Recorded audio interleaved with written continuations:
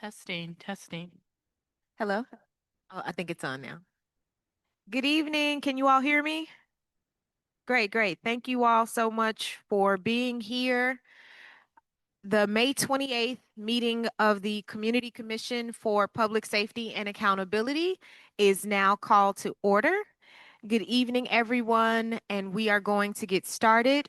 Please make sure to place your cell phones on silent mode, remain seated, and if you will be using any small handheld devices, please refrain from using them in a way that interferes with the ability of others to hear or see the proceedings. So we'll begin by calling of the roll to establish a quorum. Commissioner Driver, Commissioner Gottlieb, Commissioner Minor, Commissioner Piemonte, Vice President Ruby Navarijo, President Terry is present, Commissioner Wortham. With 6 of 7 commissioners present of the Community Commission for Public Safety and Accountability, we have a quorum and we can conduct the commission's business. The next order of business is public comment. Before we begin public comment, I'd like to say a few words about the Commission's rules for behavior at Commission meetings. The Commission's bylaws have rules that apply to everyone at our meetings, both commissioners and people in the audience. The rules are designed to make these meetings a place where all speakers are safe, have an opportunity to be heard, and are able to speak without disruption or intimidation. If people interrupt, disrupt, harass, threaten, discriminate, or disrespect the chair of this meeting, will call for order, issue warnings to people who are violating the rules, and can ultimately have someone removed for violating the rules. Commissioners can also make motions to enforce these rules. We ask everyone to help create a space where we can have hard conversations respectfully and allow every speaker to be heard. Thank you. If you would like to share something related to the Commission's work on public safety and accountability, you have a few options. You can speak at a public meeting such as this. You can also submit public comment to us by emailing Community Commission public comment at cityofchicago.org. If you have a printed version of your comment, you can also give it to one of our members on staff or someone on the commission. People who wanted to speak have submitted their names. I have, I believe, probably 9 names up here now because I just got another one. Each person will be allotted 2 minutes to speak. And we do ask that prior to you giving your public comments, that you say your name and you spell your name for the record. And again, if you have any comments, you can email them to Community Commission Public Comment at cityofchicago.org. And I'm going to call up the first 3 speakers, and we have the mic here. Gianna Ascarino, Maria Puja, and Celso Rivera.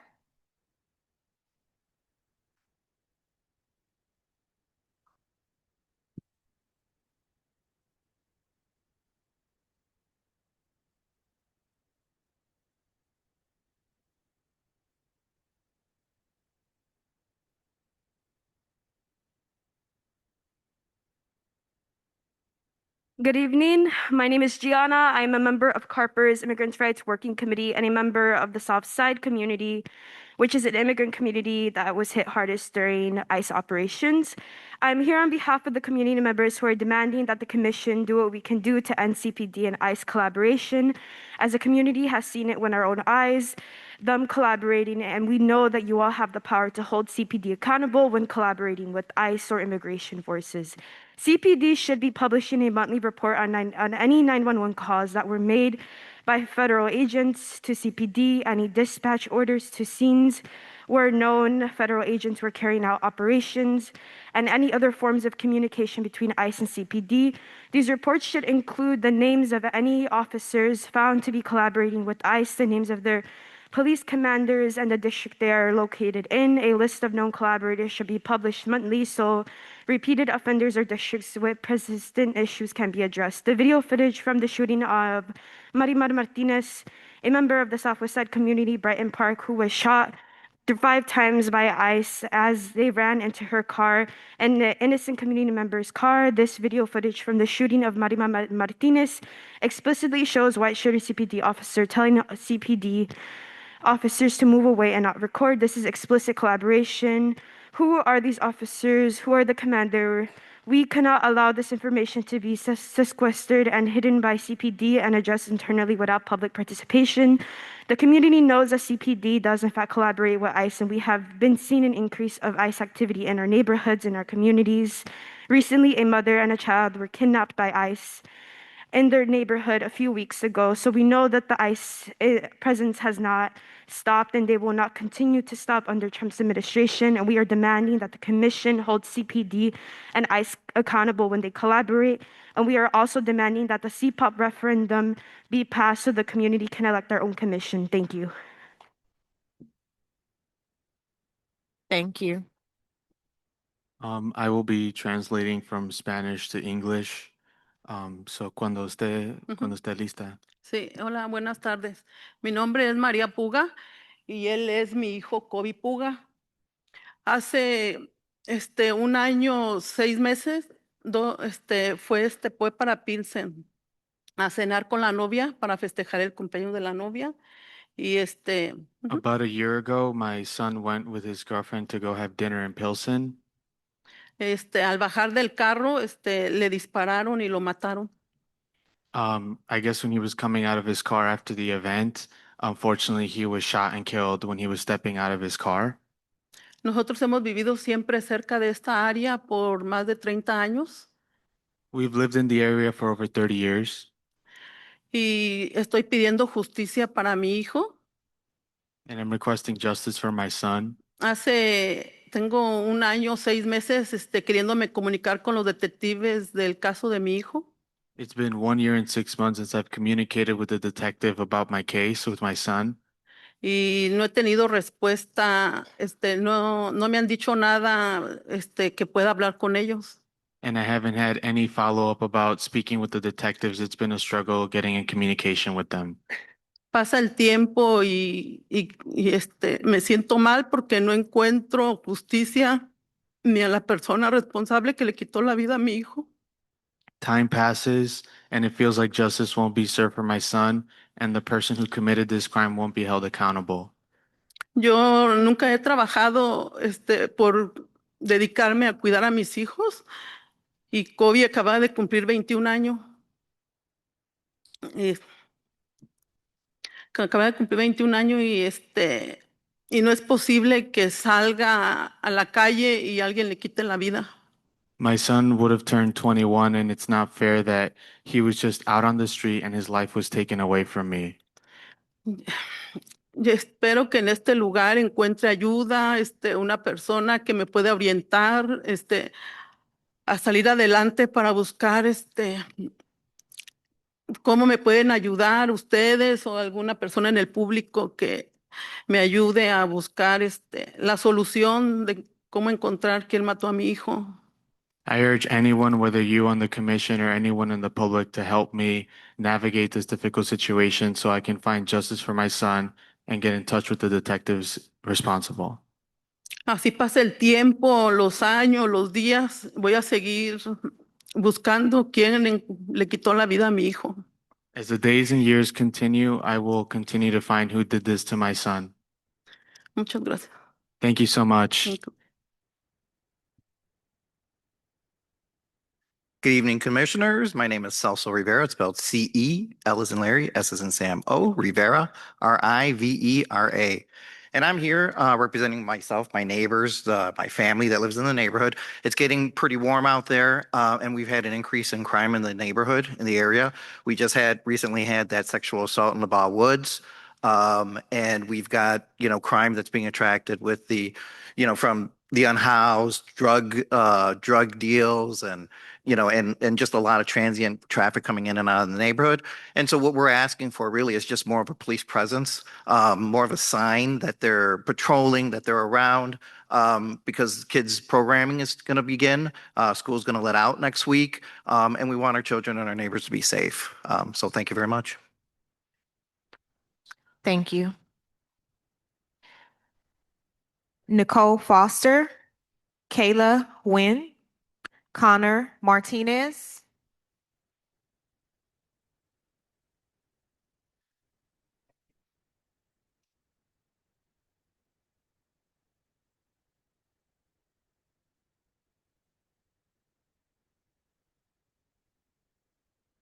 Yeah. Okay. Nicole Foster, Nicolefoster. I've lived in the neighborhood for 20 years, and we have been trying to work with some of the homeless encampments that we have over here in Eugene Field Park. And we've worked with DFSS and Parks District about, having good neighbors with good behaviors. And we have some bad actors coming in, kind of preying upon a lot of those within the encampments. We see it as a mental health issue, and some of the drugs and the alcohol that is permeating is being fed upon by people coming in and selling them drugs. And we see night ministries come in to dispense clean needles, and then immediately thereafter, we're seeing the drug dealers come in to keep them sick and keep them dependent. And so we have a lot of used needles that we've uncovered in the park, and we're really concerned about as kids start to utilize the services when school lets out, and we have some of the after-school programming that's beginning to start with summer camps. We're seeing just a rampant illegal activity with drug use and alcohol in the parks themselves. So we're looking for help from CPD in order to curb just some of the illegal behaviors that we're seeing, not criminalize homelessness, but help us to ensure that the families and the kids that are using these parks are able to do so safely, and that these parks are for everyone, and that everyone has equal access to them.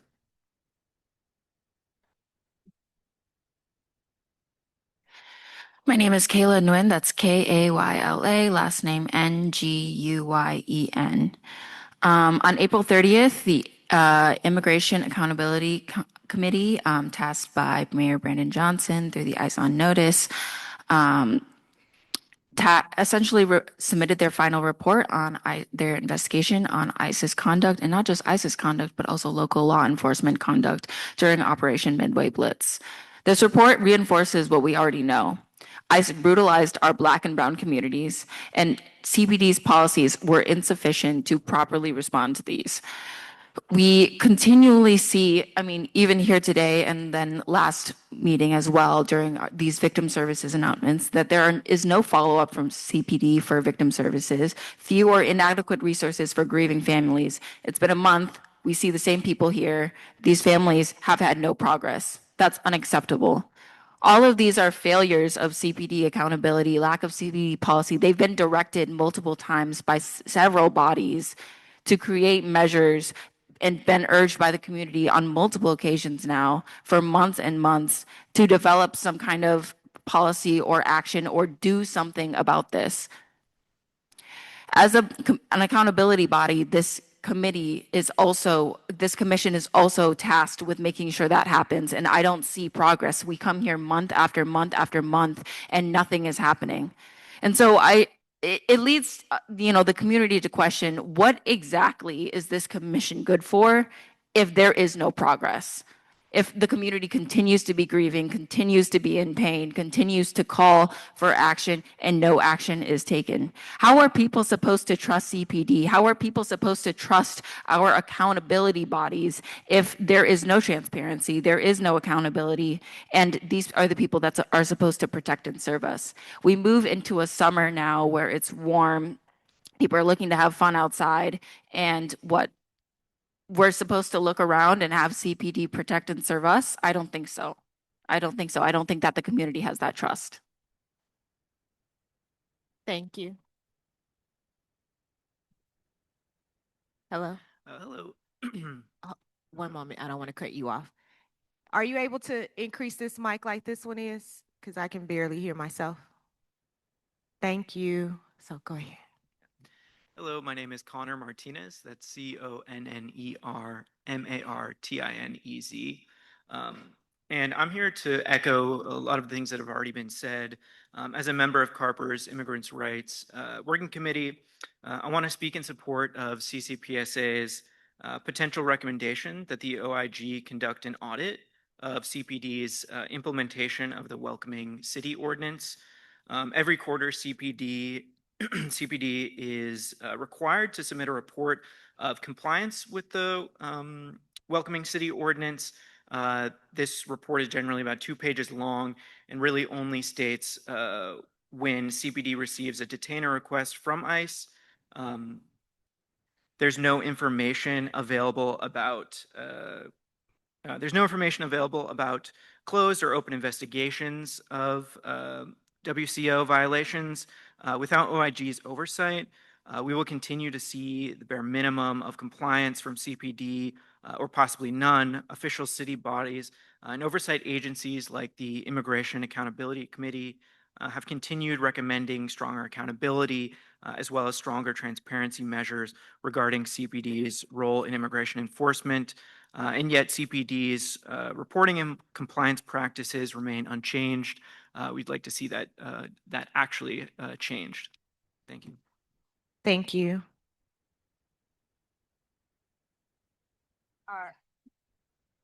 Our last 2 speakers, Maya Sanchez. Oh, 3. Maya Sanchez, Gio Araujo, and Kamaria Powell.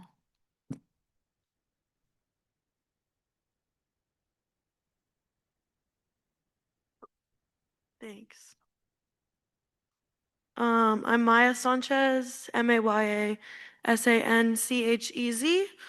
CPD crowd control during immigration enforcement activities legitimizes and encourages ICE's extrajudicial kidnappings and recognized violations of federal law.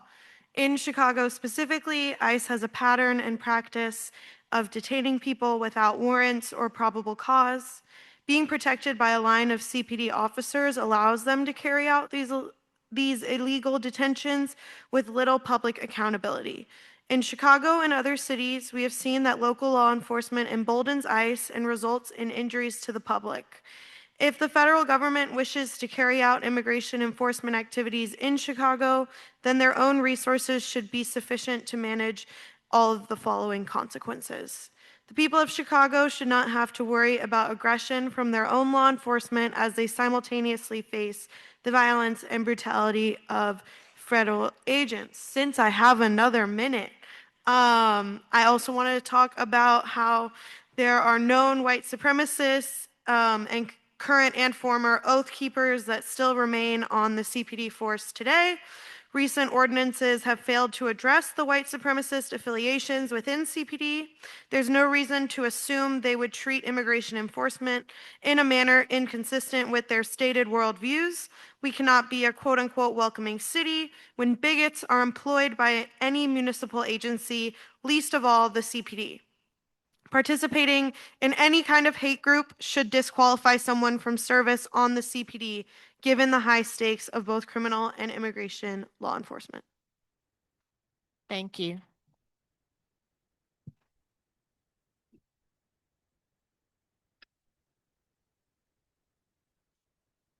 Good evening, Commission. My name is Kamaria, Kamaria Powell, Powell. My comment is directed towards the teen trends we've had lately. I wanted to know in the CCPSA's discussions with CPD or the mayor's office, if we have a formal intergovernment agreement or partnership between CPD and Cook County Juvenile Probation for those youth who commit violent acts on property, not persons, but if they damage property, cars, is there an agreement that we will have what I think is corrective consequences, meaning you're mandated to do community service for 3, 6, 9, or 12-month period to repay that debt you caused to an individual or their property so they'll know, okay, I damaged property, I jumped on someone's car, not just be released into the custody of my parent or guardian and not understand that you need to put in some work to repay that debt. I don't want to throw the kids away, and I'm not talking about young people who commit violent offenses against people. I'm talking about damage to property and to correct the behavior because they're still young people. They're still going to do rebellious acts. But when you commit a crime that causes tens of thousands of dollars to someone's property and you're arrested and apprehended, usually if it's non-violent to a person, you will be released into the custody of your parent or guardian. But what else happens? CPD used to have a program called, what was this? Peer jury, where they would have to come every month or so and do some type of community service. I want to see if we can have those fruitful discussions with nonprofits. Because some youth, if you commit a crime and you damage someone's property, like a car, why wouldn't you volunteer for 6 months at a soup kitchen or clean up trash where you cause harm? I just want to know if there are any discussions or if you can make strong recommendations for the mayor's office and CPD to enter some kind of agreement, because it is up to the Cook County judge to do that. Thank you. Thank you. We've reached the end of public comment period. Thank you again to all of our speakers. We do value your input. The next order of business is the approval of minutes. Before today's meeting, draft meeting minutes of the commission's regular meeting held on April 30th were shared with all commissioners. Are there any corrections to the draft minutes that have been circulated? If there are no corrections, I move to approve the minutes. I have moved to approve the minutes of the commission's meeting held on April 30th. Commissioner Piamonte has seconded. Is there any debate on the motion? Hearing none, those in favor of adopting the motion to approve the minutes of the commission's meeting held on April 30th, please signal by saying aye. Those opposed, say nay. All right, the ayes have it. The motion passes. Special presentations on summer safety. Today we'll be focusing on an important and timely topic, how our city is preparing to keep communities safe throughout the summer. Many of you have also touched upon this in your recent comments.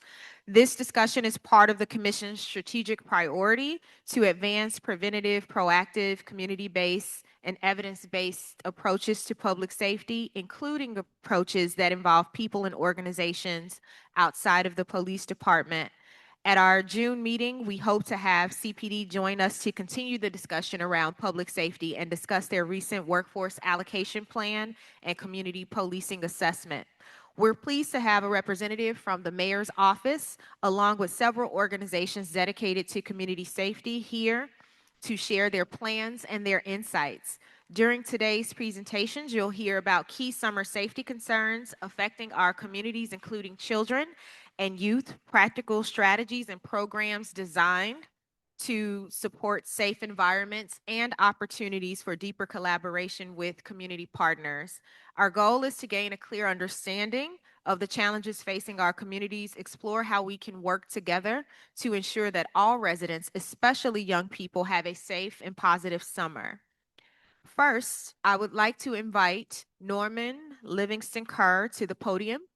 Mr. Kerr is the founder and chief executive officer of Trajectory Changing Solutions, a firm that strengthens community-based organizations and municipalities to effectively implement evidence-informed violence reduction.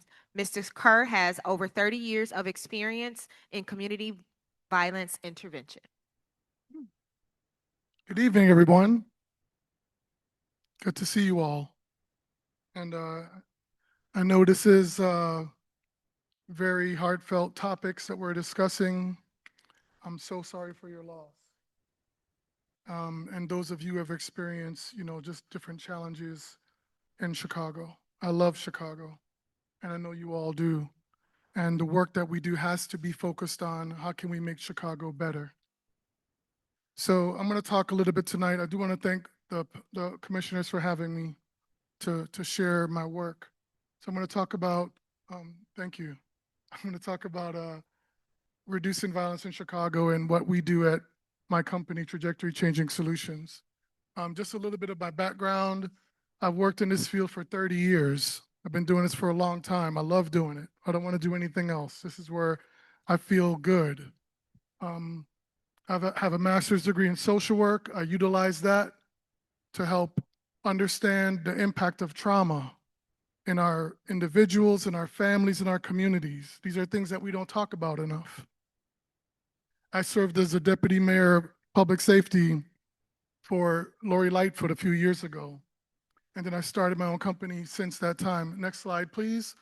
I just want to highlight that I do this work across the country, several different cities, the same work that I'm talking about right now that we do in Chicago and other places, bringing people together to reduce violence. So, do you guys remember COVID? Yes. So, during COVID, I worked at the mayor's office, and every morning at 8 o'clock, we had a phone call talking about what's happening with COVID, reviewing the data. Where are the rates increasing and why? What was the messaging strategy? What communication did we need to tighten up? And you know what? If you look at the slide, all these entities were at the table talking about COVID.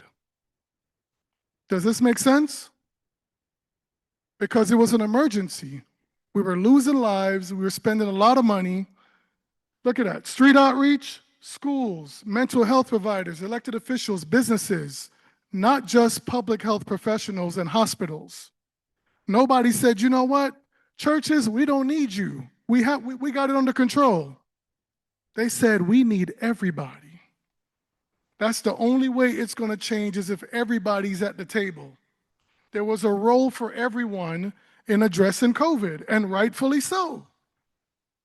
If you go to the next slide, please. This is the same exact slide with addressing those who are violent. But you know what? Many of these partners don't think that they have a role in addressing violence. Why is it that we can come together to address COVID, but we can't come together to address violence, which we spend so much money addressing violence every year. There's so many people who are killed or injured that we lose. It's the same magnitude. We have to look at violence as a public health issue, and when we're not, that's the problem. We think somebody else is going to do it, it'll go away. It's not going away. The police can't do it by themselves. They will tell you that. Street intervention programs like the one here, they can't do it by themselves. They'll tell you that. There's a role for everyone, just like we address COVID. So we need partnerships. Keep going. In the summer of 2021, after we were doing all this COVID stuff, when I worked at the mayor's office, we said, you know, we're going to do a summer safety strategy where we had meetings every day with those same entities, city departments, parks, buildings, the law department, libraries. We came together during the summer and met to talk about strategies. We were in one conversation together. Simply because we were communicating more, we saw a reduction of 25% in shooting.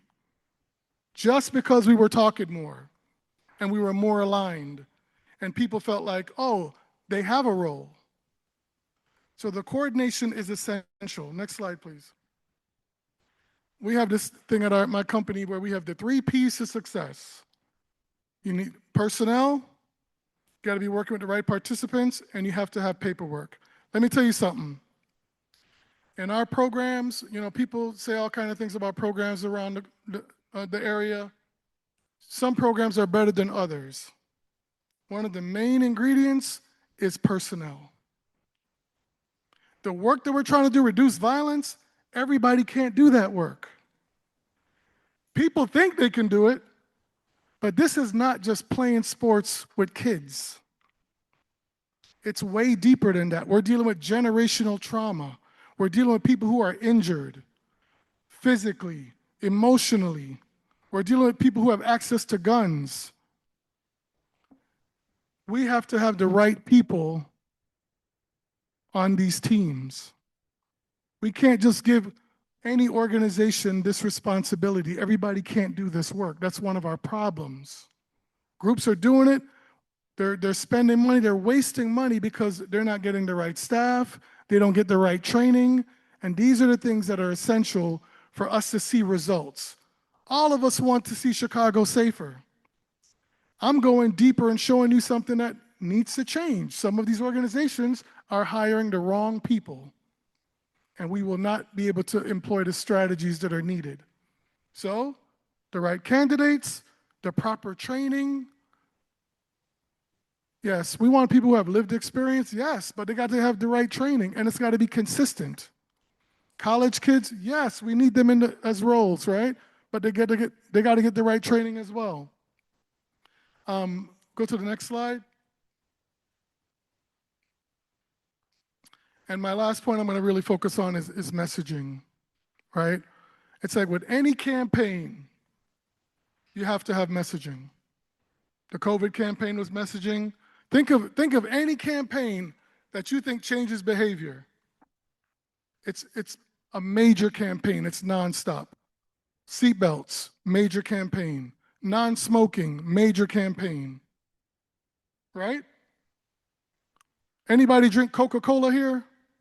Drink Coke? Coke never stops advertising.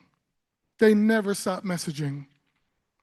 Even if they're number one, they don't stop because they want people to consistently purchase their product. We have to have messaging. If you look at social media, there is so much negative messaging all the time. Videos of people fighting in Popeyes and fast food restaurants. Where's the positive messages? We don't see it. These are things that we can coordinate together. So we need media, public service announcement, billboards, talking about the pain that we feel right now. Next slide, please. During COVID, I mentioned COVID, we had messaging specifically for COVID, people's streets, no dice games. Keep going. Just some more messages to your targeted population. Look at that. Sharing of blunts, no hand-to-hand sales. These are real messages. Next slide, please. We want to highlight streaks. Stop shooting, start living. We need positive messages as well. The messages alone don't do it, but in combination with everything else that we're doing, we have to see the visibility. Next slide. On the left, we do work in Chattanooga. Chattanooga went over 365 days without a homicide in the zone. 414 days total because we were collaborating, we were working together. It's possible. That's my last slide. Thank you. Thank you. Thank you for your presentation, Mr. Kerr. Do we have any questions? Commissioners, are there any questions? Yes, Commissioner Minor. Thank you so much for your presentation. I was just looking into your background, and I know that you used to work as a CBI worker doing a lot of violence prevention and interruption. I want to know, what is your position? I know that, messaging is super important right now. I want to know, one, what should we be anticipating from your organization this summer? And two, what do you think the role of CBI workers and violence interrupters should look like in this summer? And are you doing anything to coordinate with them? So CVI workers' role in the summer, I mean, they do a good job right now making themselves available for summer. There are teams who are working 7 days, 7-day coverage to make sure that they can address everything. Some teams are doing 24-hour coverage. Part of the issue is there are not enough workers. So the models are sound, the strategies are good, but the work has to be scaled up. So this strategy is proven. It's been evaluated multiple times in very different contexts, in different cities, even in different countries, and it works. So we don't need to find a model. We have a model. Let's invest in it, not short term, long term. This is permanent work.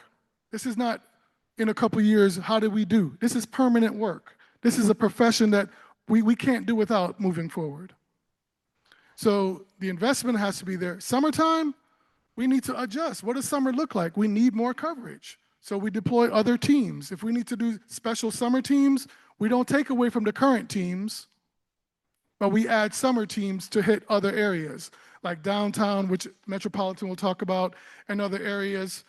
But we have to have some consistency with this work, and we have to strive to build it.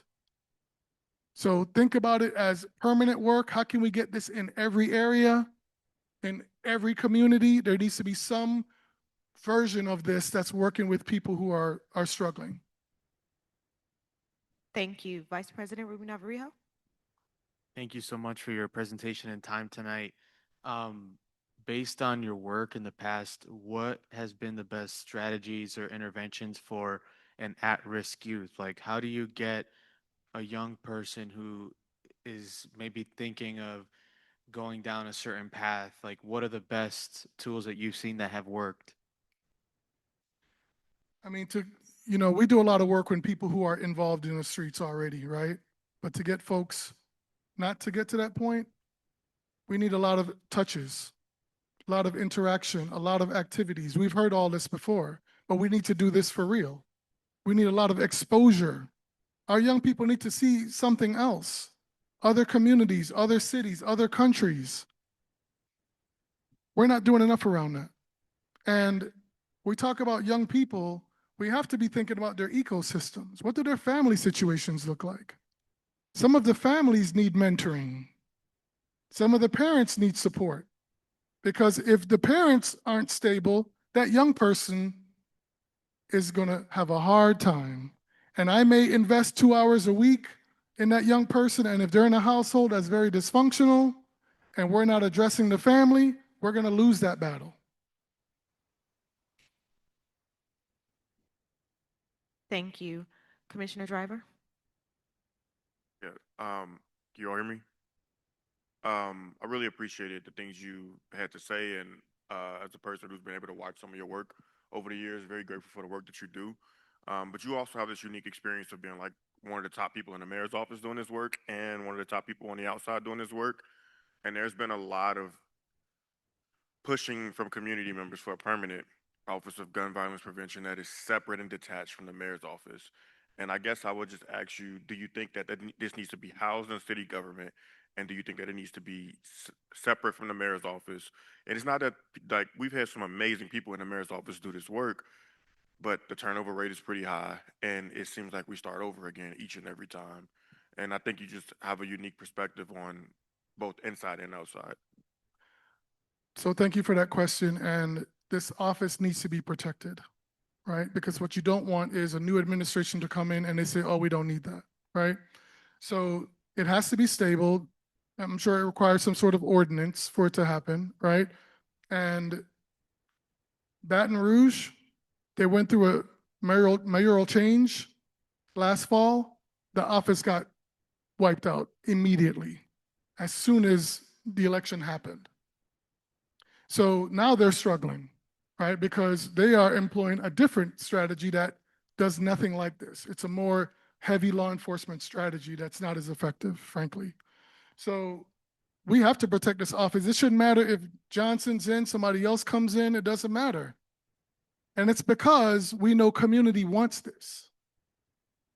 So when I have this conversation around the country, and I had one today, what makes this work stable is community has to lobby for it as well. They have to feel it. I mean, most of the workers in CVI are from community. So they engage with the community. That's a big part of the strategy. And the community is going to make noise about it, right? So, example of this current administration. I heard Mayor Johnson say a lot about when he was coming in, youth jobs. That was the violence reduction strategy. CVI was already here. The CVI workers and organizations made sure it didn't go anywhere. Yes, I believe in youth jobs, but not at the expense of cutting any of these programs. So the community has to be very involved to make noise, but we need our groups also to get the best training possible so nobody's arguing if they're effective or not, and they all have to be collaborating and on the same page. Commissioner Wortham? Good evening. Thank you for being here.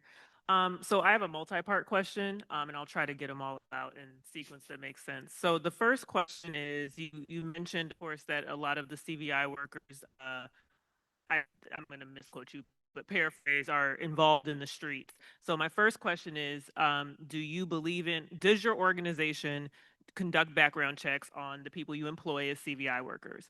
A related question, I understand involved in the streets, right? So a lot of them may have a criminal background, have been involved in the criminal justice system. So I understand the question might seem strange, but the reason I'm asking is because not just with you in your presentation, but in other people who've talked about CVI, I've heard people, not you again, but other people involved in CVI say, yeah, well, we know some of these guys still have 1 foot in, 1 foot out. And you just said community wants it. And I always say this in this space, that community means a lot of things. So I want to be careful to not paint with a broad brush every single community in the city. And so how do you respond? Okay, so those are the first two questions. The third question is, how do you respond to a community that, depending on the answer to the first two questions, may not be comfortable with their violence reduction strategy involving people who are still involved in criminal activity or have proximately been involved in criminal activity? How do you respond to that very real existing part of some Chicago communities? So I just want to clarify, when I say involved in the streets, I'm not talking about currently involved. I'm talking about they have a background of being in the streets. But the workers now, we're talking about CVI workers, they are screened, they're background checked, they're street checked, because, and this is not even something that I'm talking about, right? Yes, I believe in that. But the teams hold themselves accountable because they don't want to see this work disappear. Okay, because before you go on, I want to make sure I'm clear. You're saying they're street checked. Is that by their colleagues, or you're saying you do a background check? Because those are two different things, and I just want to make sure that I said background check. A formal background check, yes.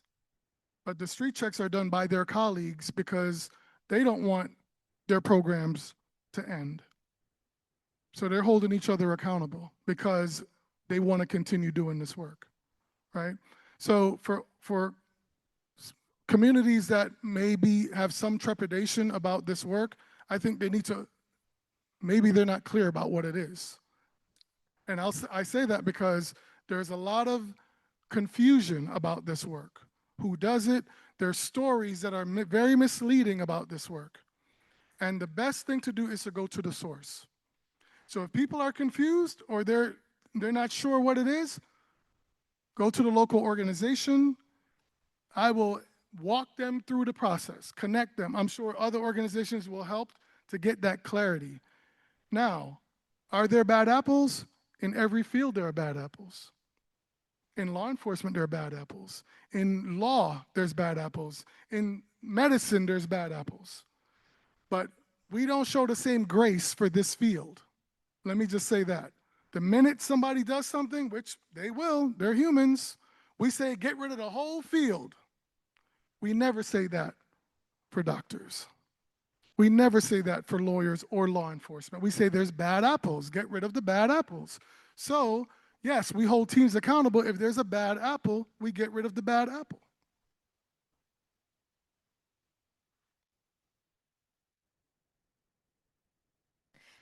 Thank you. Commissioner Gottlieb? Thank you so much, President Terry, and thank you for your presentation. Obviously, the work is extremely hard and stressful. So what are the kinds of protections in place to protect the mental health of workers? Because, I mean, I know like there have been studies that have recently shown that that's a serious risk factor or a serious challenge in this work. So what are the kinds of things that can protect that? I mean, I'm glad you asked that question, Commissioner Gottlieb. It's like wellness is a big part of this. Just like any work that's stressful, any frontline worker position, you have to have wellness in place. And we realize that we have some workers who are very committed and dedicated. We have to force them to take time off, right? So we're going to incorporate things like, oh, here's a gift card for a massage, whatever it is, different things, mandating their time off because this is very serious work. Many of them are being re-traumatized in the field.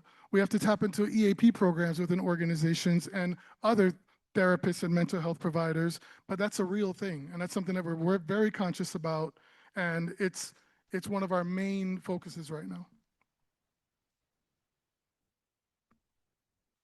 Thank you. Commissioner Piamonte? Can you hear me? Yes. All right. In your view, what does a truly community-centered public safety system look like in Chicago in 5 to 10 years from now? 5 to 10 years from now, well, I mean, a truly, what was it, truly what? Truly community-centered Well, and safety system. this work doesn't work without community. It really doesn't. Like you could deploy teams. If the community is not bought in, they're just going to be like, oh, we don't rock with them, right? So it's a lot of engagement every day, canvassing, events, resources, conversations, building relationships. And one of the reasons why we focus so much on personnel is because we are trying to minimize turnover because we need consistency, right? A lot of times we build relationships with different entities, that person gets promoted or they leave, the relationship ends. So we have to have consistency with community. And we also have to provide them with resources so they can learn and build, right? Provide resources for them to grow as community, you know, increase their aptitude, their education, all those things, being very intentional about that. That's not just gonna happen. These are things that we have to coordinate to have these conversations, to have these gatherings and these engagements. Hey, when you say community, you mean on an individual level as well as on an organized level? I'm talking at all levels. I'm talking about residents will feel it individually, block clubs, organizations, at every level. They gotta feel like they're a part of this thing. As I talked about earlier with COVID, usually people who have public health backgrounds would think, oh, we got it, we're the experts. Churches played a big role because they were welcomed in.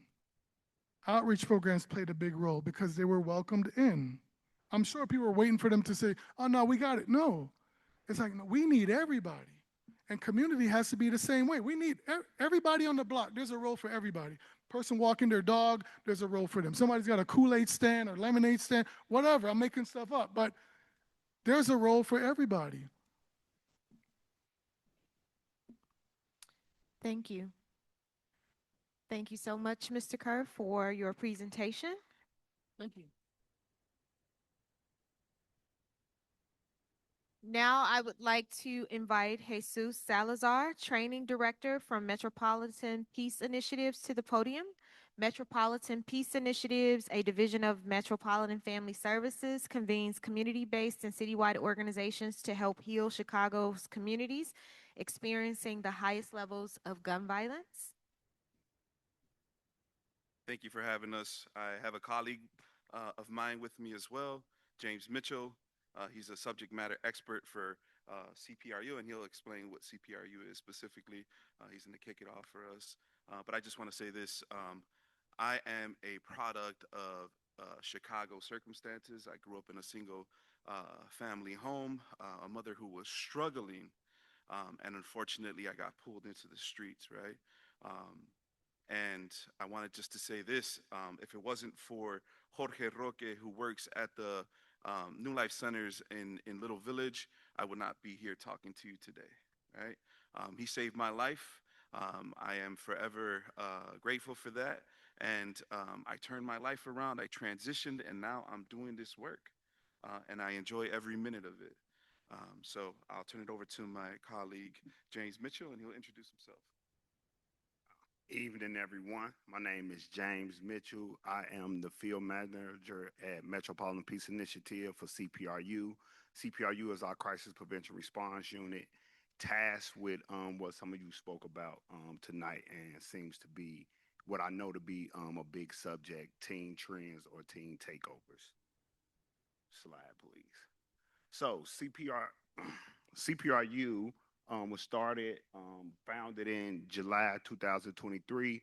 That's essentially when we noticed that teens were starting to go downtown, and it was starting to become essentially out of control a little bit, and we couldn't keep pulling violence prevention guys or outreach workers from their hotspots, which are in their communities, to then deploy them downtown, which leaves a vacant in the community. We will see the crimes and trends go down, but then they will pick up in the neighborhood because we have moved those resources. So CPRU was formed.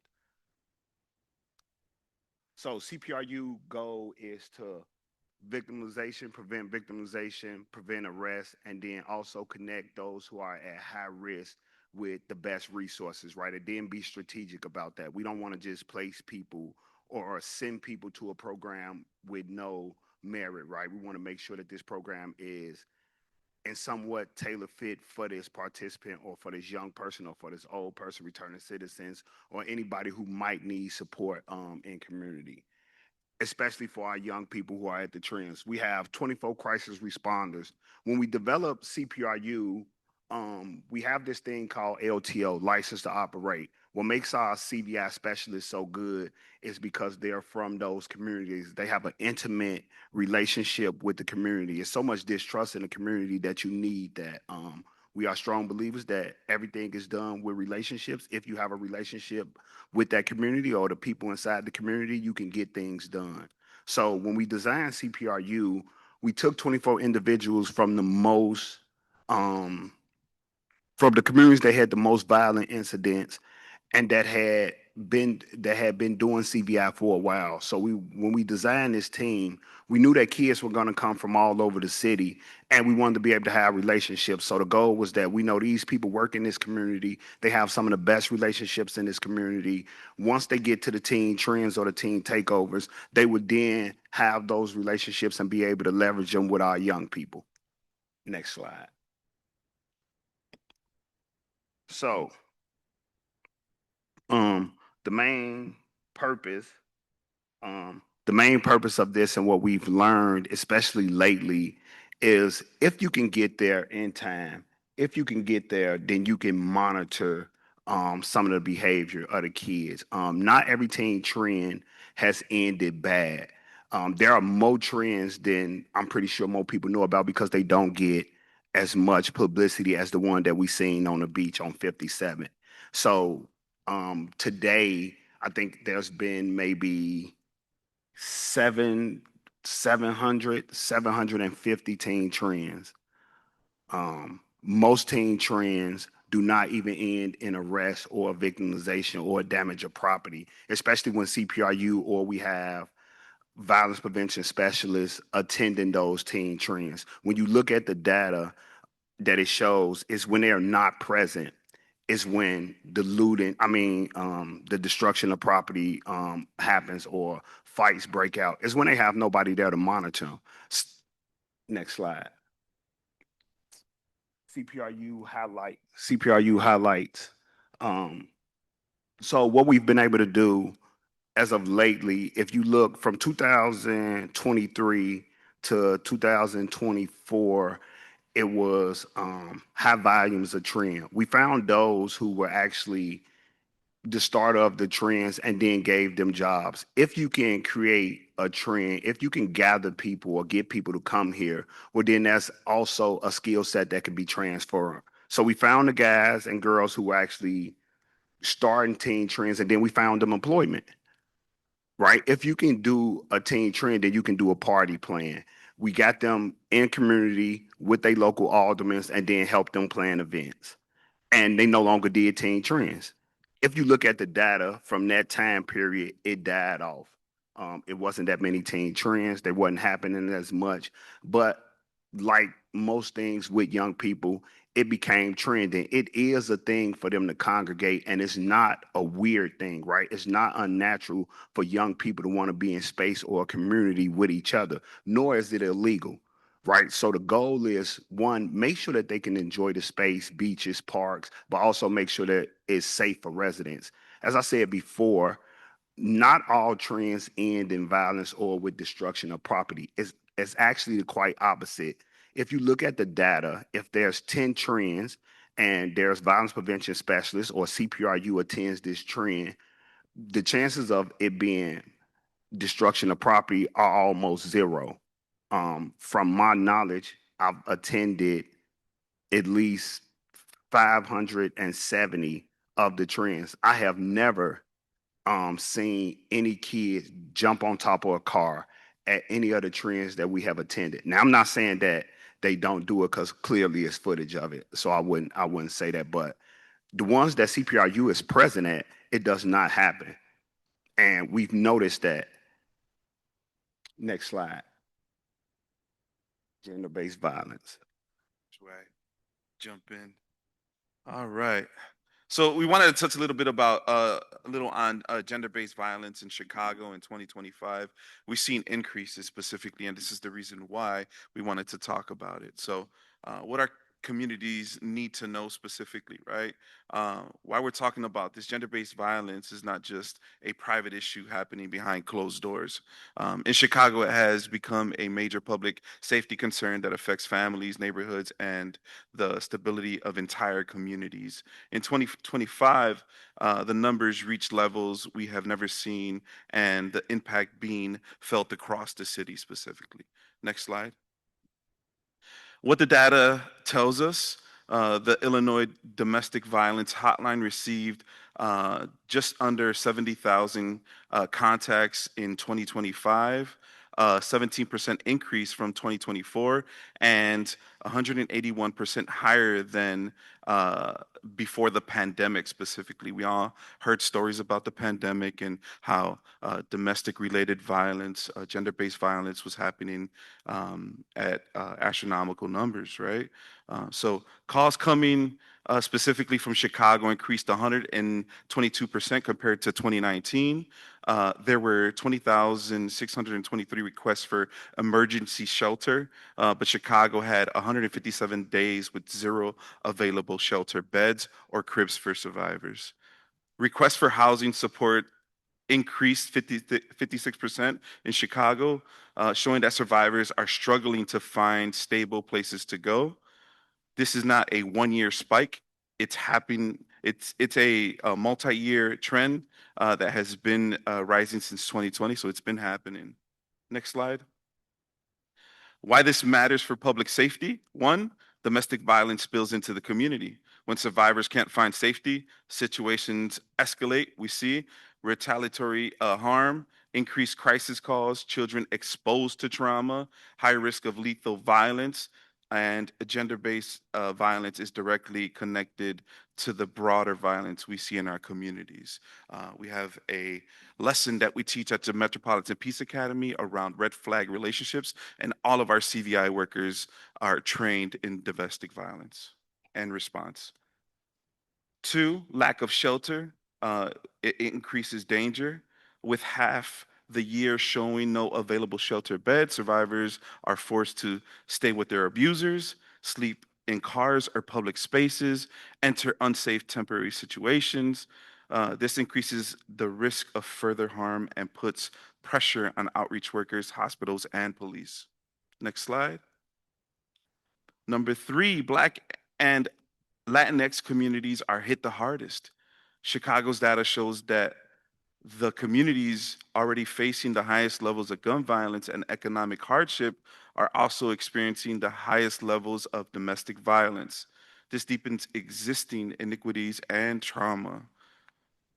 And the last, the system is overwhelmed, honestly. Hotlines, shelters, legal advocates, and outreach teams are stretched very, very thin. When the system is overloaded, survivors wait longer, options shrink, and dangerous situations escalate. Next slide. So what we've seen our community needs is more emergency shelter beds and safe housing options, stronger coordination between outreach workers, DV agencies, hospitals, and city departments, trauma-informed support for survivors and children, investment in long-term housing pathways so survivors don't have to return to unsafe environments, community awareness and involvement because safety is everyone's responsibility, and we've heard that over and over tonight. Next slide. So the bottom line is this, right? So gender-based violence is rising in Chicago, and it is reshaping the safety of our neighborhoods when survivors cannot access shelter, housing, or support. The risk of community violence is a lot higher when these things are not being met specifically, right? And we do have constant communication with CPD. We have our regional coordination calls with CPD and outreach staff specifically, and we've talked about these issues in the, on a city level with CVI professionals and Chicago Police Department, and we've talked about these increases and how we're going to respond to these increases, right? So we've changed our strategy around a little bit, and now more outreach workers are focusing on when we are reporting back and following up to these incidents of violence, when we're mediating conflicts.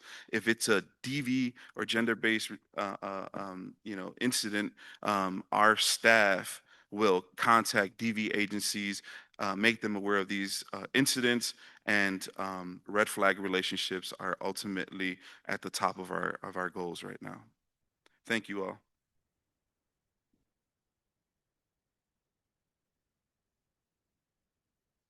Thank you both so much for your presentation. Do we have any questions? Commissioner Minor? Thank you so much for your presentation. I have two questions. The first one is about DV. So we recently had a conversation on victim services at the commission meeting. It was a priority for us last year. This year, by having activations and conversations, we're still trying to figure out some synergy and some next steps that we can do as a commission to address some of the issues that we're seeing around the city. In your data, it says that it was 122% increase since 2019 in call certs for help and service. You talked a little bit about some of the issues, or one of the solutions is to have better coordination of services.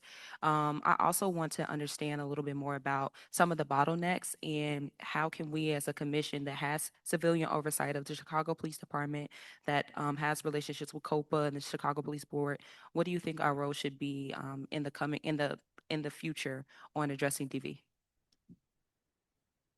So a recommendation on our behalf would be to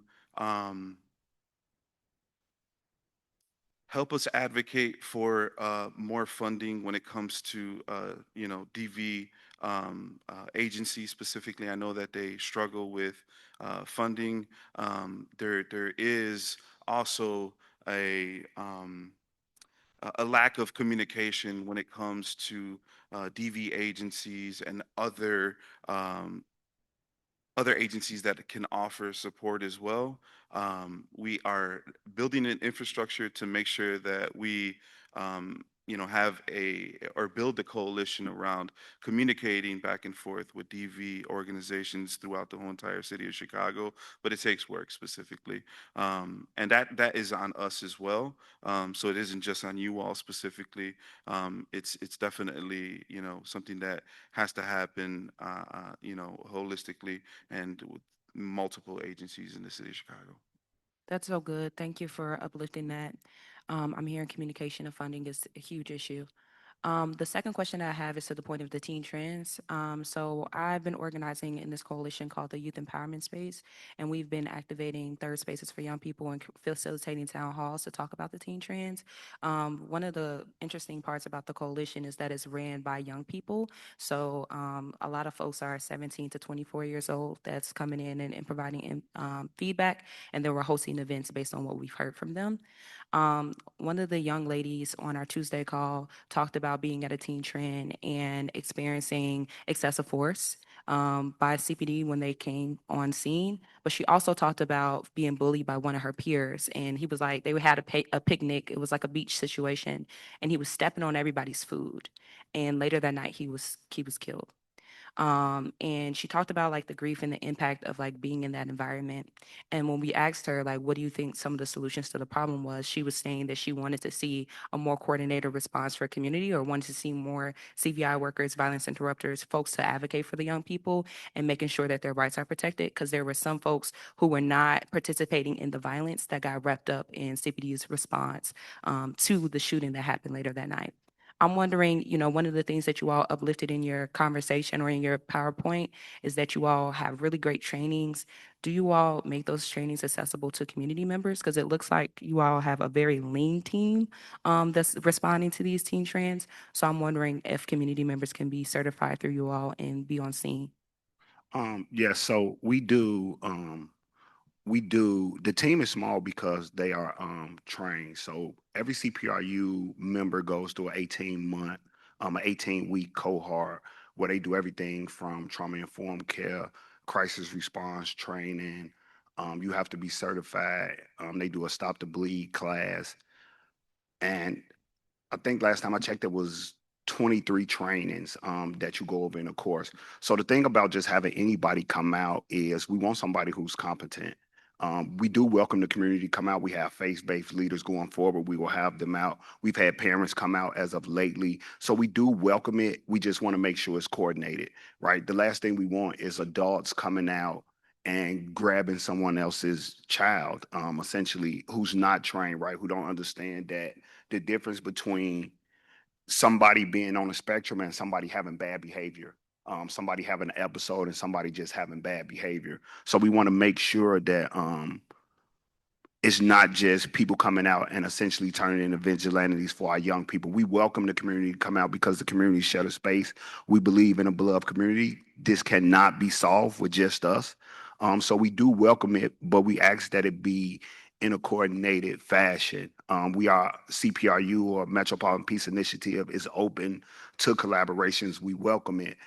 It's been growing as of lately. I would love to be involved with that call. We actually have focus groups with our young people to try to figure out what would be the best solution, or what they believe will be the best solution. A lot of times we have conversations about young people without young people present. And we take the approach that we adults, we know better, and we assume that's going to work. This generation of young people are not always acceptable to that.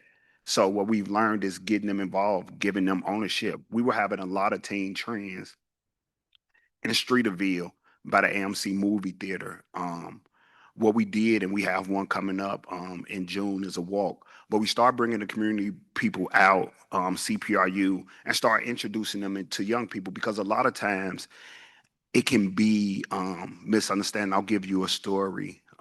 We had a resident, a couple who lived in a building adjacent from where the kids like to gather, and she was afraid, right? She'd get off work, 40 essentially 40 kids in front of a building that she's never seen. And to someone who's not culturally competent, um that can look like something else, right? Kids dancing loud music, it can look like a violent act. And she was afraid to come in. I actually seen the lady get out. She kind of wondered a little bit. I could tell her body language, so I walked to her, asked her like, "Hey, are you all right?" She was like, "I actually stay in that building, and I just don't want to walk in." Me and the team took her, and what we did was, before she came in, we had already had conversations with our young people, introduced her to the young people. They immediately moved out of way. When she came back down, she had like maybe a 10-minute conversation with them. She came back down. She has a real, like, I believe, and somebody's gonna get me for this. I believe it's a doodle, and it was like gold, and it had like almost, she had like the fur like almost did in like locks. So when she brought the dog out, the young people was intrigued by it, right? They couldn't believe it. She was happy that they were happy about the dog. They end up having long conversations. She took pictures with them and the dog. The next weekend, we had another trend down there. and the kids were in the same spot. She was not afraid. She actually had a conversation with them. She brought the dog back out. The dog played with them, and it changed her perspective. Not only did it change her perspective, but it changed theirs. A lot of times, our young people go places and they immediately feel not welcome. Right? They immediately feel not welcome, or people discuss strategies on how can I keep them from here? Right? How can I keep them away from me? I don't care about the problem. I just don't want them by me. The city belongs to all of us collectively. It doesn't just belong to them, nor do it just belongs to the residents. So what we've learned is that building that relationship, it changes things, right? And we are definitely for accountability, right? 100% for accountability. Things people have to be held accountable for their actions, but we have to be competent and understand why things are like this, and not just be afraid of it. As I said earlier, not every single teen trend ends in violence or destruction of property. We've been out where young people just literally stand around. They'll just stand around, conversate, and nothing happens. Nothing happens. If you pull the data, not every trend even ends in arrest. CPD does a fantastic job. We have a great professional understanding of the work, and they do a tremendous job, right? Help keeping the beach safe. Even when we go to beach, a lot of the beach goers, when you talk to them, we get out there, we talk to them, we introduce them to the young people. They don't have a problem with it. Right now, when it gets bad, unfortunately, it does get bad, right? It has, or we wouldn't even be having this conversation. So I won't. There needs to be work, a lot of it, right? It needs to be more collaboration. We are currently and constantly figuring out strategic ways to make sure we do that. Make sure we get messaging out. I think messaging being out is essential. But yeah, it's not. This is not some hopeless problem, right? Like this is not, young people have been convening since the beginning of time. It's adding structure to that, right? Actually caring and collaborating and figuring out best practices. Thank you. Commission Vice President Rubina Abreu.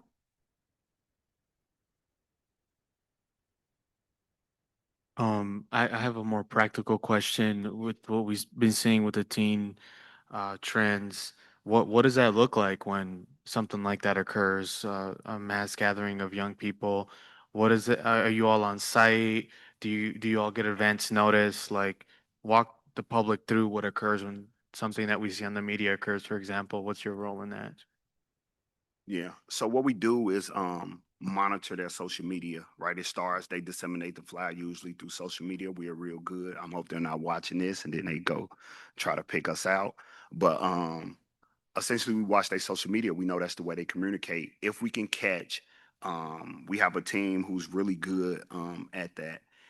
Usually we can catch it beforehand. We have a good collaboration with CPD and with the city. So if we can get the flyer beforehand, because usually they'll disseminate it, right? If you get it out early, you can get a big enough crowd. A lot of them are doing it to further their YouTube or streaming dreams and careers. So we know it's going to be made public.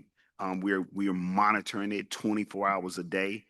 When it comes out, then we can start designing best strategies around it. When we get the information, we'll also share it with our partners, and then we'll go to the location. I'll go to the location personally sometimes, and then I'll just look, right, what's going to be the exit points, what's going to be the best way for transportation, how are the kids going to get here. Not everybody's going to be in a ride share. What's going to be the closest train. So we'll get all that figured out. We'll come up with the best strategy. We'll get there ahead of time. The goal is to get there before the young people start getting there, so you can start engaging. You don't want to be talking to them only essentially when a fight is going on or when they need some type of behavior correction. You want to start building that relationship ahead of time because it makes it easier to talk to them when it's time for it. So the team will get out there. We'll start interacting. We do what's called relentless engagement. So from the moment they start coming to the moment they start leave, we'll make sure we start interacting with them. The thing is that sometimes it get large, right? And sometimes it does get out of hand. We've had CPRU workers hit, punch. We've had CPRU workers hit, punch, mace, um, and yeah, a few other things. But they keep coming back, and this is not all the time, right? It doesn't happen all the time, but it's a testament to their relentless engagement. We know, as Norm said earlier, that we don't allow one apple to spoil the bunch, right? We can't be like, okay, well, this kid hit him, so we're done, right? All of them gonna do that. That's not the case. That's not been our experience. Like I said before, when it does get bad, it does get bad. Unfortunately, like most situations, when they go bad, especially in a large setting. But what we notice is when we're there, we're able to mediate those conflicts. We've been able to do it also with the help of CPD. Thank you. Commissioner Warden? Hi, thank you, gentlemen. I'm sorry. Oh, thank you for your presentation. Same question as Mr. Livingston Kerr, so I don't know who wants to answer, and then, but I have a slight addition to it. So thank you for sharing some of your experience. Does your organization background check? Are there any, this is the addition, are there any disqualifying offenses? How do you deal with members of the community who may not be comfortable with people who've been engaged in criminal activity being part of the violence reduction strategy? And then, I had a question on teen trends and it just left my brain. So if I think about it before you finish, I'll throw it Yeah, out. for sure. So our um, so the infrastructure that we created with CVI specifically is there's two offenses that you can't have in your background: domestic violence and any sexual charges, right? So SA or rape or any of that type of charge specifically. Those are the two disqualifying factors for any CVI professional specifically. Um, and for us specifically, we are a second opportunity employer specifically, right? So we are very focused on re-entry, right? Like that's one of our mottos that we address in this work specifically. So I have an extensive background, unfortunately. But fortunately enough, my testimony, the things that I've been through in my life, I can deter young people from, making the same mistakes. And I talk to them about the things that I've been through and the changes that I've made in my life specifically, and the things that help me think about change specifically, right? Or promote change. And, I'm constantly, uh, self-rescuing, right? I have intrusive thoughts all the time because I do have a lot of trauma that I've experienced in my life, right? And whenever I go to a hospital response or, a friend of mine who is still involved in street activity is shot and killed, it affects me. Right. I've been to therapy. Fortunately enough, we do have an infrastructure at the Peace Academy at Metropolitan Peace Initiatives where we do have behavioral health specialists that work with our team specifically, and they work with community, and they offer services to every organization that is affiliated with us specifically. Mhm. Thank you. Super quickly, I just will say, and I hear this a lot I'm not shocked at the disqualifying offenses, and I understand, right? Those are particularly heinous offenses. I would just throw out as a comment, not for us to discuss today, but just a perspective for you all that while we would all probably agree sexual assault and domestic violence are heinous offenses, as is murder. And so it's just always interesting to me when those are disqualifying, but murder is not. And so it's a conversation I would love to just throw out there for your organizations and your partner organizations, because I think it's an interesting point that those two are disqualifying, but we allow murderers to be a part of this. Yeah, there's a friend of mine, Xavier Macbeth, who unfortunately at a very young age committed a homicide. He actually reached out, or the family reached out to him specifically. And I remember we did an event, Dia de los Muertos, which is a Mexican holiday that we celebrate. And I started a graffiti and mural project covering up graffiti throughout the little village community, replacing gang graffiti with murals, cultural murals. And we had our event at St. Agnes Church on 28th and Central Park. And he was there with the person who unfortunately he killed, and he was there with his sister, right? So there's redemption that needs to take place when it comes to these incidents. That's why restorative justice is one of our biggest components in this work. And we don't have a lot of stories like that, unfortunately, of forgiveness, right? There is special circumstances where we see those things. I know that it can become a huge factor. Those are things you can't come back from specifically. So we understand the concern. So thank you for providing that perspective as well. Thank you all so much.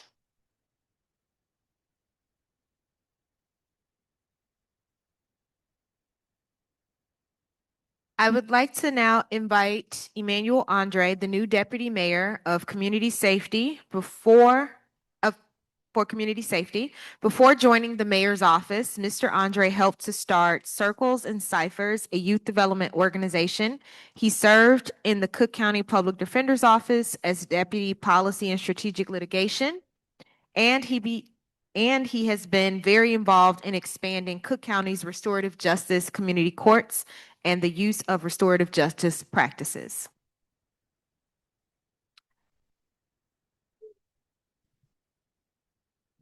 Thank you all for that. I wish my kids would give me that kind of round of applause when they first see me step up. First and foremost, I just want to say thank you to this elected officials for all the hard work you all do in this work and providing a forum for this, and also to everybody who's still here.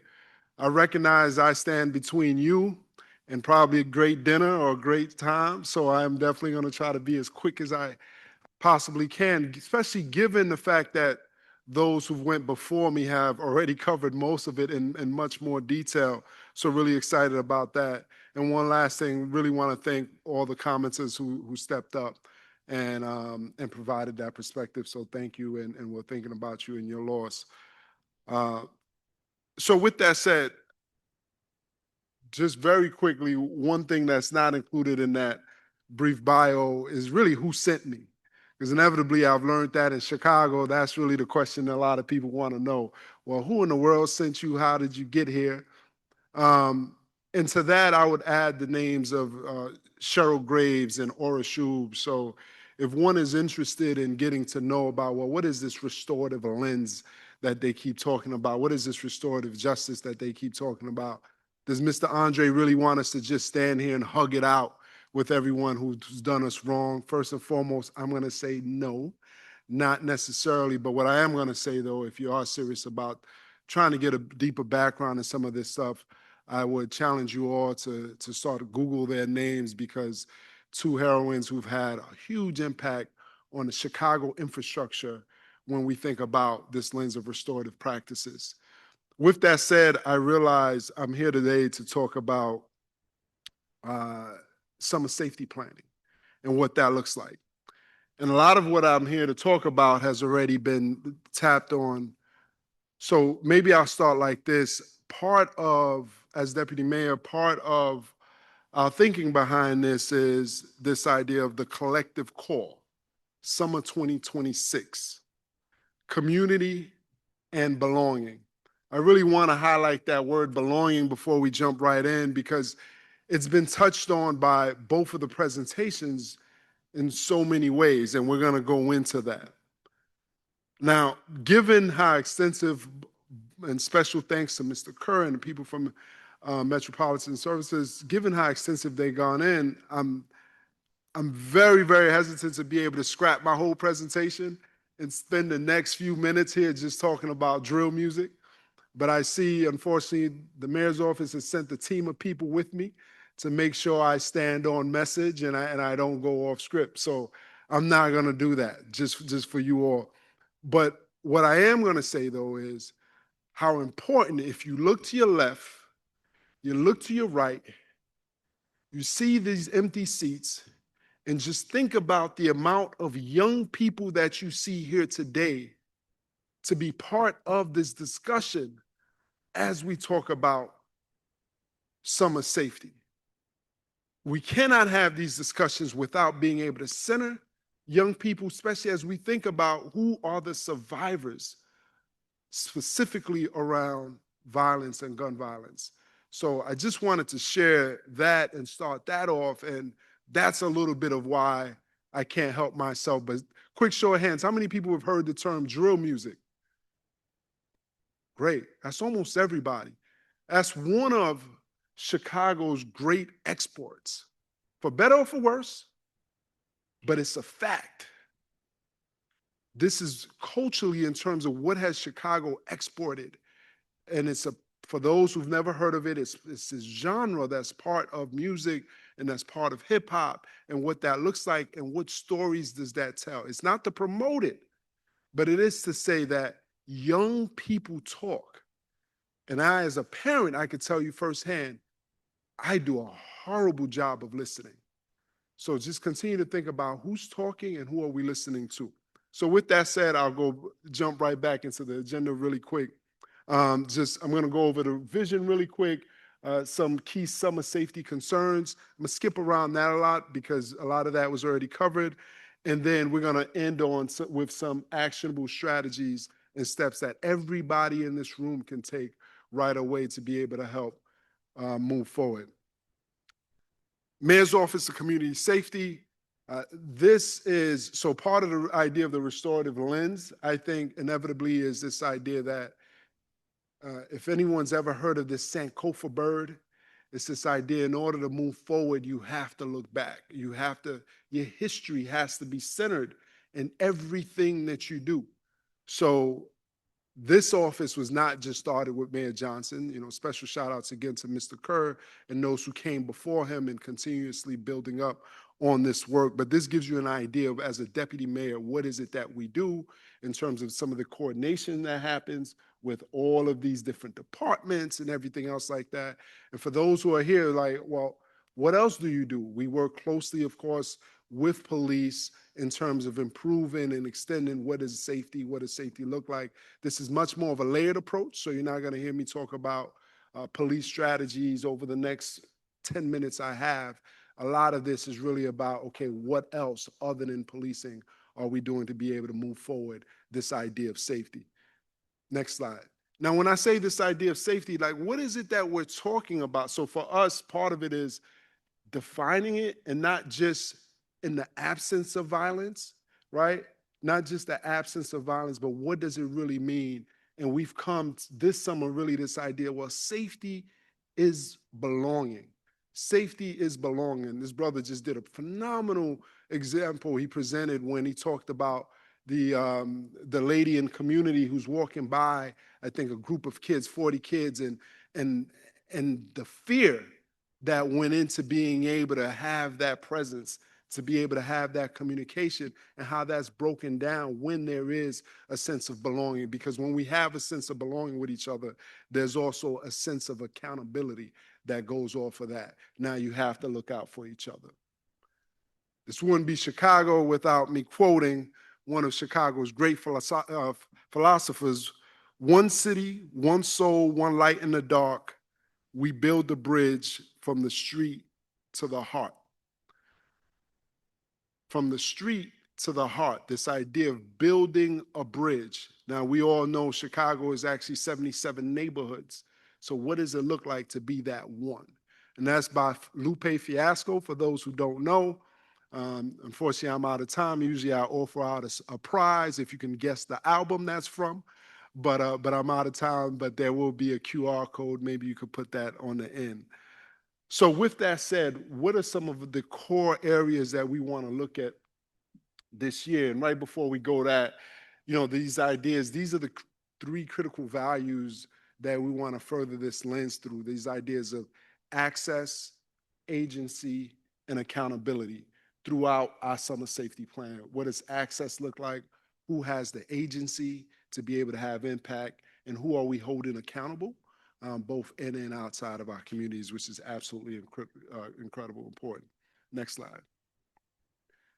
These are just our core strategic pillars for the summer. As mentioned before, some of this stuff was already tapped on, so I won't go too far into it. We're very serious about gender-based violence and victim services. I think that's the other critical piece on that that was not mentioned. but really looking at just how are we holding each other accountable. This story that was just shared, what happens after the news headline? What happens a year after that? How do we make sure some of these stories are much more victim-centered? And what does that look like as we move forward? This idea around nimble youth engagement, what are the things that we're doing? And again, specifically spreading the word nimble. How are we interacting? How are we engaging with young people? But in a way that's really flexible to be able to address the issues of our time today.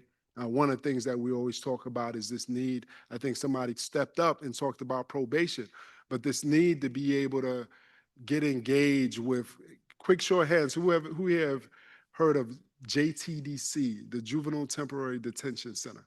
Okay, great, great. Say what's how the name is referred to. Huh? They used to call it the Audi Home. Okay, yeah, sorry. So for the real Chicagoans here, they used to call it the Audi Home. I think she's picking on me because she knows I'm from New York City. But okay, all right, good. All right. That's my paranoia then. No, but perhaps that is one of the most important homes everyone here needs to know about. When we think and we talk about safety, that is the home where young people who are some of the most in need navigate throughout the summer. It is when you get arrested as a young person, that's where you go. And the average stay we're talking about is 30 days, 32 days, I believe. So what does that mean for our community as young people are coming in and out of that space? And we're very interested this summer in what does it look like to have 100% engagement with those young people that's coming in and out of that space for this summer and their families. So we're very, very serious about that and helping build that out. You already heard a little bit about the work of reentry and the like, so I won't belabor that. And of course, community violence intervention and continuing to invest in that work. One of the things that's on headline, it's on everyone's headline, right? If you say Chicago, no matter what happened Memorial Day, you turn on the TV, it's local, it's national, it's everywhere. This idea of teen trends. So I'm going to skip most of it, but there's something that I wanted us to just to think about when we talk about that as we prepare to go on to the next slide. There was a quote that I just heard, this is our home. I feel like it's being invaded more and more. This is our home. I feel like it's being invaded more and more. Think about that concept as we just go through a couple of quick headlines. This is some of, again, some of the areas that we're going to be focusing on. I already tapped into some of these, but those are some of the areas we're going to be focusing on. And I know one of the things that we talked about when we said teen trends, I think it was just presented now that, hey, 2023, we saw this big spike in young people going downtown. But let's look at that from a bit more of a historical context. If we go on to the next slide. 1989, April 20th, 1989. Wilding. Oh, slow down. It's okay. All right. They let it all out. But there you go. You have it all. So starting just from April 20th, 1989, that's the title. Some of you may have heard of the documentary When They See Us, the Central Park Joggers cases. Well, those was teens. Those was teens coming in. And this is how we were defining them then. And this is how we were writing, and this sort of informed the policies that came from that. So just thinking about that for a little bit. So that's, now some of you might be saying, now, Mr. Andre, that's 1989. That's ridiculous. Why would you just put that up there like that? Let's fast forward, April 18th, 2019. So about 30 years different. That's the title. Alderman believes soft on crime policies to blame for wilding by teens in Chicago. So that's 2019, right? So one would figure if we get rid of at least the politician that's soft on crime when it comes to some of these prosecution, it will stop. But now here we are, 2026, and we're still battling the same thing. So just again, in order for us to be able to continue our way forward, we have to be able to be very aware of what happened in the past so it could help continue to inform how we move forward and some of the policies that we know work and some that we know don't work. So just keep that in mind. I'm not going to go too far in to some of the teen trend stuff and some of what we're thinking because we work directly with the group that just presented right now. We go on the next slide. Oh, this is just the national headlines. I know more headlines, right? Viral teen takeovers unleash chaos nationwide as malls, beaches, and restaurants become battlegrounds. Imagine reading that. Imagine waking up on a Tuesday after Memorial Weekend and you're hearing and you're reading about battleground. I don't know about you, but I'd feel scared. I feel fear. I don't want to be a part of any battleground. And that's one thing for us to think about. What is it? What impact does violence have? You know, this idea of isolation, and what's the antithesis of isolation and fear as we move forward? Go on the next slide. This is just very quickly some of the stuff around teen trends. And some of this has just, so you all know what we're doing internally, just some of the partners that's working day in and day out. Now, this is just internal, not to make mention of some of the external partners that we're working with around, okay, how do we resolve this issue? How do we address this issue? One thing I want you all to highlight right then and there, though, is not necessarily who's there internally, but who's not there. Like, what are the community partners that you feel like is needed to be able to help make this and help make an impact? Really quick, one thing that we've done so far, if you want to go on the next slide, besides teen trends, this executive order, the Peace Book, right? You go on to the next slide. So what is the Peace Book for those who's never heard of it? You know, it's an executive order by the mayor providing year-round youth peacekeeping program for young people between the ages of 16 to 24. Again, thinking about how do we engage young people, how do we center some young people to some of these issues to be able to help resolve and help move it forward. You go on the next slide. And this gives some more background around the Peace Book. What does that look like? How many young people we want to get involved, engaged in, and things alike. I think Alex has given me the cue, which means I'm almost out of time. So we'll go on to the next slide really quick. Just call to action. I mean, you know, when we think about, you go on to the next slide. When we think about a call, in order to answer a call only works if the person on the other side, on the other end, picks up. And, you know, safety is a journey that cannot be done, cannot be walked alone. So what does that mean? It means, of course, as was said, this is our shared responsibility, this importance of coordinated actions together in order to move us towards safer communities. Okay, so what are 3 things you can do right now?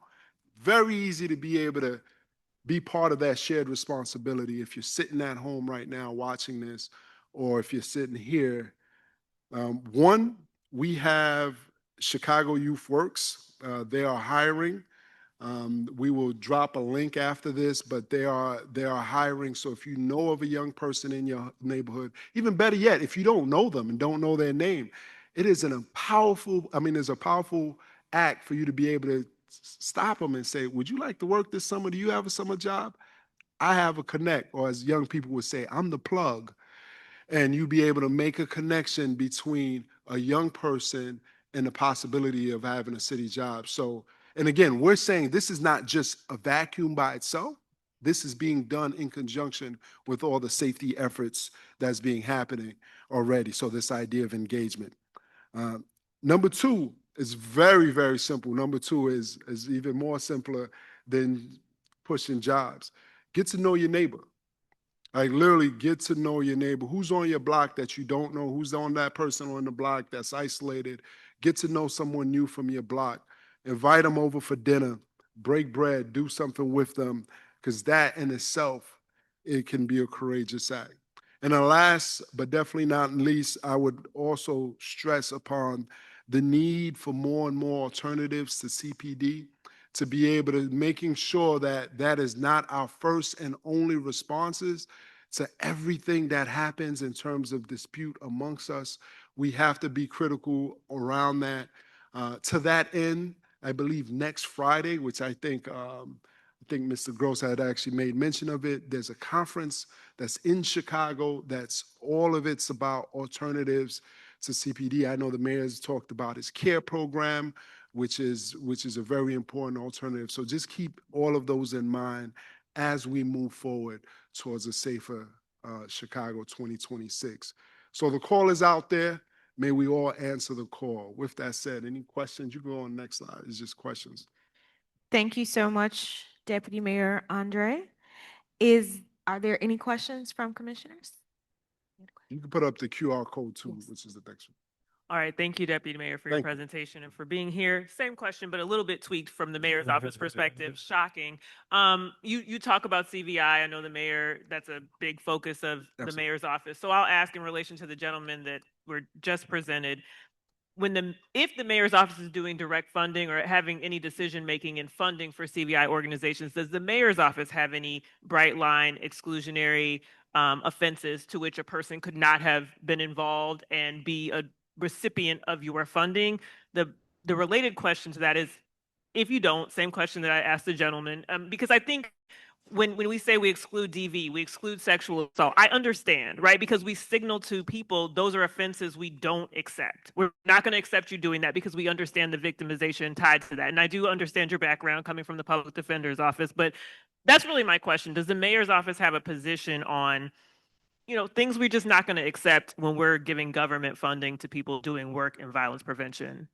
So those two questions. Yeah, no problem. Thank you. So for the first question, in terms of the mayor's office position, absolutely, the mayor works with CVI organizations. I want to say that. I have not, in that work with CVI organizations, a lot of it is through the work of CDPH, and they work extensively in terms of metrics and backgrounds and things like that. So I don't know exactly what those layered exclusions look like, but I would say that the office does that.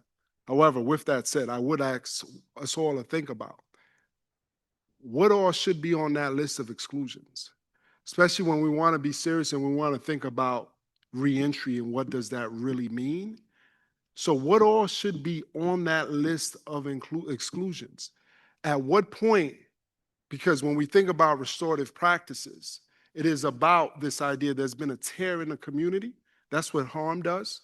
There's been a tear in the community, and it's asking us what is needed for the community to be healed.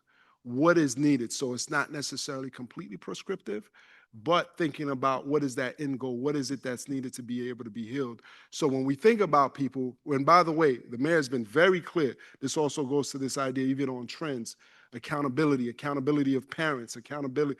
Parents need to do more. Kids need to do more. Kids will be held accountable.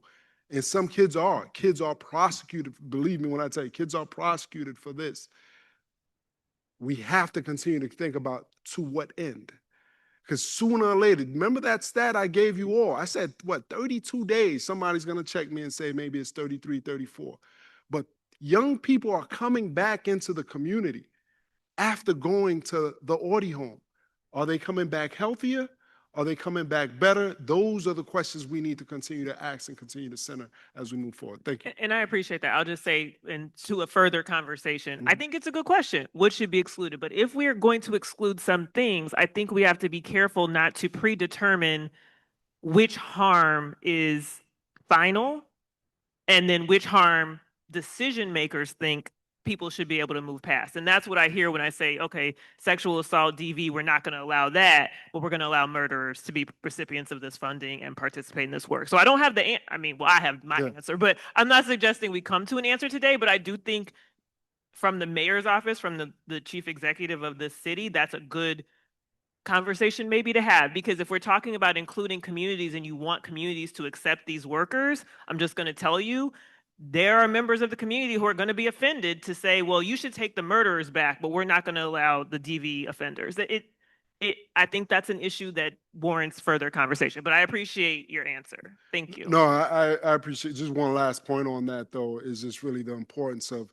centering the voice of survivors and making sure we're very intentional as to what is it that survivors want, what is it that survivors are looking for, so we're not being, completely proscriptive, completely one size fits all. who gets to talk for survivors? Can we make sure there's space for their own voices to be heard? And then also, one last thing I did want to include though is even this idea, like sometimes there's not, that's what some of the data shows. The next time we'll bring some of that in terms of when you look at who are the survivors of who's being murdered in Chicago. Unfortunately, it is very segregated. That's something that, and you know, we cannot spend time talking, but I would be remiss if I didn't say that if you look at the demographics, and that demographics fall on both sides, you know, so this idea of perpetrator and survivor could be not as bright as we think. But great questions. Thank you. Thank you. Commissioner Piemonte? Hi, Emmanuel. Hi, Gina. What strategies are in place to engage young people not already involved in school or community groups, community programs to help with the trends and the violence? Yeah, thank you for that question. And feel free, by the way, you all I think if somebody, whoever's working that, to put the QR code back there, because I'm about to say something, and one of the things I want to say, if there's a strategy you know of, drop it in that, please, for us. So that's first and foremost. You know, this is a draft. This is highly preliminary.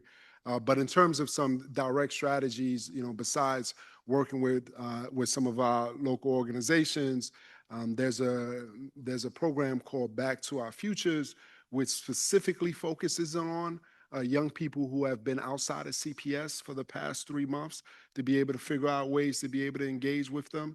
But when it comes to the trends itself, in terms of how to be able to better engage, I mean, right now, we meet twice a week just on that, just on the collaboration piece, trying to figure out, okay, how do we figure out who's organizing these to be able to reach out, to more young people, to be able to hear from them and to be able to center them and to be able to better engage with young people. What is it that they want to see? What is it that they're really trying to get done here? So I think that's something that's constantly evolving. I know in the mayor's office, we do a ton of activations. Throughout the summer, this past weekend, we had about 18 activations throughout the city, whether it be game nights, like literally opening up local parks, giving young people space. I think that's one of the most critical pieces, be able to give young people space. But with that said, like I said, it is not finite, it is not finished, and it needs more of these bright minds that's in here to be able to inform that. Thank you. Thank you. Commissioner Gottlieb? Yeah, so in that spirit, so first, I mean, a lot of these strategies do resonate me. One thing but there are like a few that seem to be missing that are like really low cost, like, yeah, that shouldn't be super controversial. So, and that have been found consistently to reduce violence. So for instance, making sure communities have proper lighting, making sure vacant lots are cleaned up, and vacant homes are cleaned up. Like just some really basic low cost things. All these other things are super important, but like there's some pretty like straightforward things that I think we should also be doing. Yeah, I mean, I cannot stress that enough. I mean, you just articulated it right on. Part of this strategy is one that's both people-based, right, in terms of interacting with people, but also what often gets forgotten is place-based. What's your environment like, and how do we impact the environment? You know, to be able to, when you walk in, and what does it feel like? So to that effect, one thing that we've been doing, I know in the past that's been done, is this idea around incident response plans. So it's this idea that there's some key triggering events that throughout the city, if this happens, you're going to see the full force of government show up. That means streets and sanitation is going to show up, and in that space to be able to address any of those place-based issues that you mentioned. That means park, that means CPS, just sort of the whole of government to be able to address those. But I cannot minimize enough this idea around, you know, what does safety feel like when you're walking through a space, and how critical that is. Thank you. Thank you so much, Deputy Mayor Andre. We appreciate you for your time and look forward to continuing our partnership. Thank you.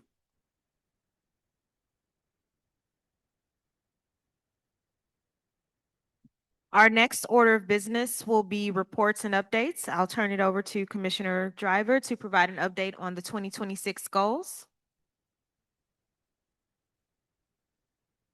Thank you, President Terry. At our last meeting, we provided an update on CPD's Q1 goal deliverables, and I shared that we would provide an update on goal number 4 after a meeting we had scheduled with CPD.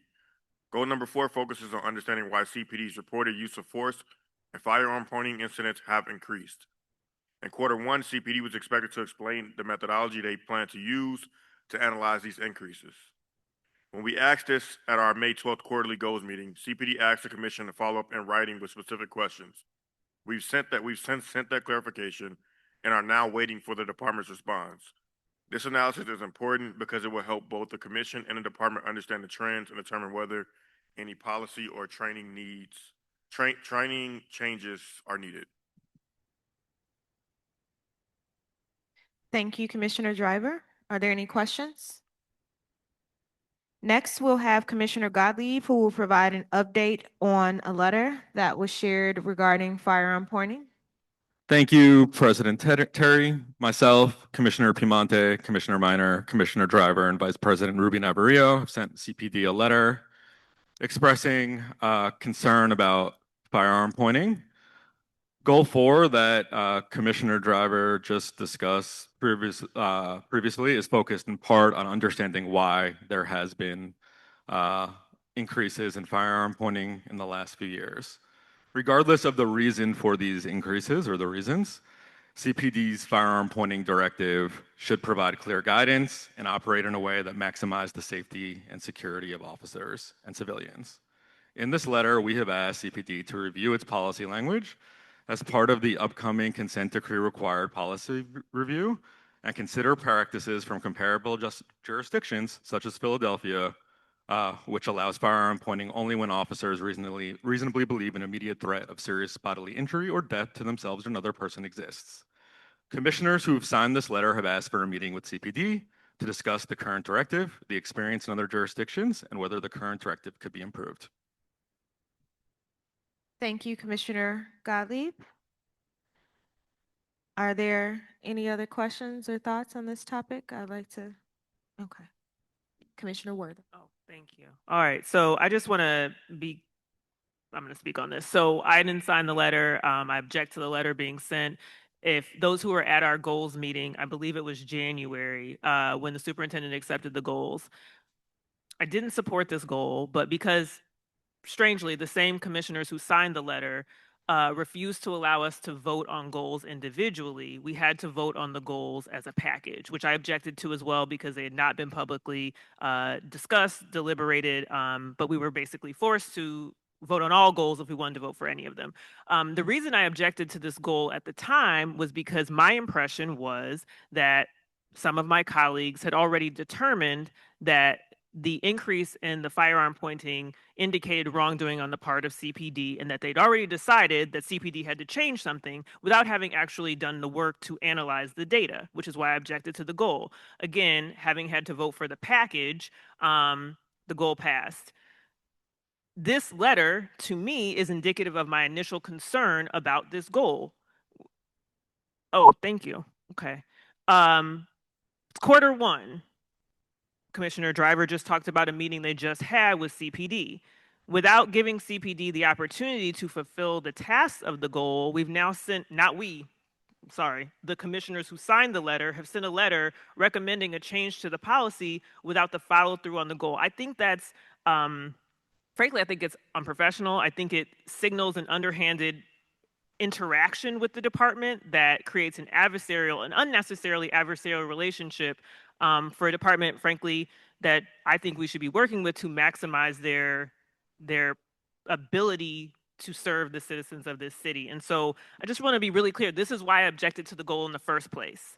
And then 4 months later, now the same people who said, well, no, we just want to give CPD an opportunity to analyze the data have decided what they want CPD to do before CPD had an opportunity to analyze the data. And I think it's really why this commission suffers a crisis of legitimacy in certain segments of this city, because we do things like this, not we, some of my colleagues, do things like this without giving people an opportunity to do what you said you wanted them to do. So, Yes, Commissioner So Gottlieb. I think, I understand what Commissioner Wortham is saying. I think it represents an unfortunate conflation that we have seen throughout this and a sort of a lack of clarity. The goal is about understanding increases in these things. To understand an increase, something needs to have changed. An increase cannot be caused by a status quo thing. The policy we are looking at has not changed. It, by definition, cannot be responsible for any increase. The question is whether the policy is clear, whether it provides appropriate guidance. So it has nothing to do, like this goal, they're on the same topic. Things can be on the same topic and not be the same thing. These are not the same thing.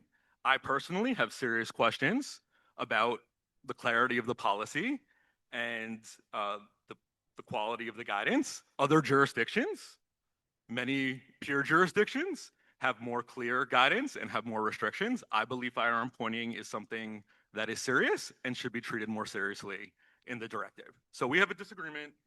I'll leave it at that. Thank you. Any other thoughts? Alrighty. Our next update will be from Commissioner Piemonte, who will give an update regarding community policing. In response to one of the Commission's 2026 goals for the superintendent, CPD created a community policing working group made up of representatives from the offices of community policing and constitutional policing and reform. Commission Vice President Angel Ruby Navarrejo, myself, Commissioner Gina Piemonte, and district counselors Alex Perez from the 2nd District Council, Carmelita Earls from the 15th District Council, Jenny Schaefer from the 19th District Council, and Carissa Parker from the 22nd District Council. The working group met for the first time on April 17th and reviewed the community policing assessment. The assessment is an in-depth study that was conducted for CPD that looks at the current state of community policing in Chicago and includes recommendations about steps that could be taken to make community policing more effective. CPD asked working group members for input on areas they would like to focus on, and working group members provided a detailed response highlighting many of the key work streams that were proposed in the recent community policing assessment report. At the working group's next meeting, members will discuss potential areas for collaboration between CPD, the Commission, and district councils to improve community policing. This is the first working group collaboration between CPD, the Commission, and district counselors. Additionally, at our next meeting, we will invite CPD to discuss the community policing assessment at the next meeting. We look forward to continuing to share updates with all of you on this important work. Thank you, Commissioner Piemonte. Are there any questions? Now I'll turn it over to Vice President Ruby Navarrejo to provide an update on the Commission's work regarding CPD's compliance with the Welcoming Cities Ordinance. Thank you, President Terry. Since the Commission's special meeting on April 2nd, the Commission has continued to engage with CPD, the city, and other stakeholders on this topic. At the beginning of March, the Commission sent a request to CPD for the implementation guidance mandated by the Mayor's ISON Notice Executive Order. Since then, CPD has updated the Commission 4 times to let us know that the guidance remains in draft form with the Department of Law and the Mayor's Office. We're going to continue requesting updates from CPD on this matter. Last week, President Terry met with Interim Inspector General Tabara Richardson to discuss the Commission's April 2nd recommendation to OIG to evaluate CPD's compliance with the Welcoming City Ordinance. At the beginning of the month, the Commission requested additional information from CPD on the department's policies and reporting forms related to interactions between CPD members and federal immigration authorities. Earlier this week, the department requested an extension to respond to the follow-up questions on federal immigration enforcement. The Commission expects to have a response to our additional information requests in the upcoming 2 weeks. Finally, as the Commission continues to stay engaged in this topic, it is most important that we hear from those who are directly impacted or work closely with these communities. By ordinance, the Commission has established a non-citizen advisory council. The NAC is a volunteer group of Chicago residents who help ensure that the perspectives and experiences of non-citizens and newly arrived Chicagoans are meaningfully represented in the Commission's work. The NAC is always looking for new members, and the Commission encourages Chicagoans to apply regardless of your immigration status. The application is on our website, and I am the commissioner who sits on the working group, and we meet regularly with the Non-Citizen Advisory Council. Thank you, President Terry. Thank you, Vice President Ruby Navarijo. Are there any questions? All right, I will turn it over now to Commissioner Wortham, who will now provide an update on traffic stops. Thank you, President Terry. All right, the traffic stop work continues. As many of you may be aware, but if you're not aware, the Commission's CPD Policy Working Group, comprised of me, President Terry and myself, continue to work with the various entities, the Illinois Attorney General's Office, Chicago Police Department, the Independent Monitor, to come up with a traffic stop policy and or negotiate the terms of the stipulation, which would then govern traffic stop policy for the Chicago Police Department. This work's been going on for quite a while. The work continues. I will note we've had various public feedback forms for the commission to solicit public feedback. Please continue to send your feedback on traffic stops. Though the work continues, our job, as I see it, is to continue to be responsive to community and your thoughts and needs on this issue. So while the stipulation process is required to be confidential, so there are limits to the things we can share, we will share what we can and update you to the extent that we can. Thank you, Commissioner Wortham. Are there any questions? All right, now we will transition into miscellaneous business. The next order of business is miscellaneous business. Commissioner Wortham would like to provide an update on the National Law Enforcement Appreciation Month, National Police Week. Thank you, President Terry. All right, so every second week of May, about second week of May, by presidential proclamation in 1962, the country recognizes National Police Week. There is a week of events held specifically in Washington, D.C. to honor fallen law enforcement members, and then departments all across the country typically hold events to honor their fallen and their specific jurisdiction. Chicago has various events to honor our fallen. St. Jude is a march now down Michigan Avenue again. And while we are the Community Commission for Public Safety and Accountability, I think it's important, and these are my thoughts, that people know about our fallen and they take a gander and read about some of the stories of how our 608 Chicago police officers have been killed in the line of duty. And I hope that if people are willing to do that, it might inform some of the perspectives on how we, yes, make sure that the Chicago Police Department operates professionally and within the law, but also in a way that serves our officers who are members of our community, who are mothers and fathers and sisters and brothers and daughters and sons and community members, so that they can also be safe when doing their job. So again, National Police Week, every second week of May. I'd encourage you next year to please feel free to participate in some of these activities. And if you want to learn a little bit about our fallen, all of the information is available online, so you can see some of the ways that they have had their lives taken in the line of duty, and maybe keep that in mind as we do this work. Thank you. Thank you.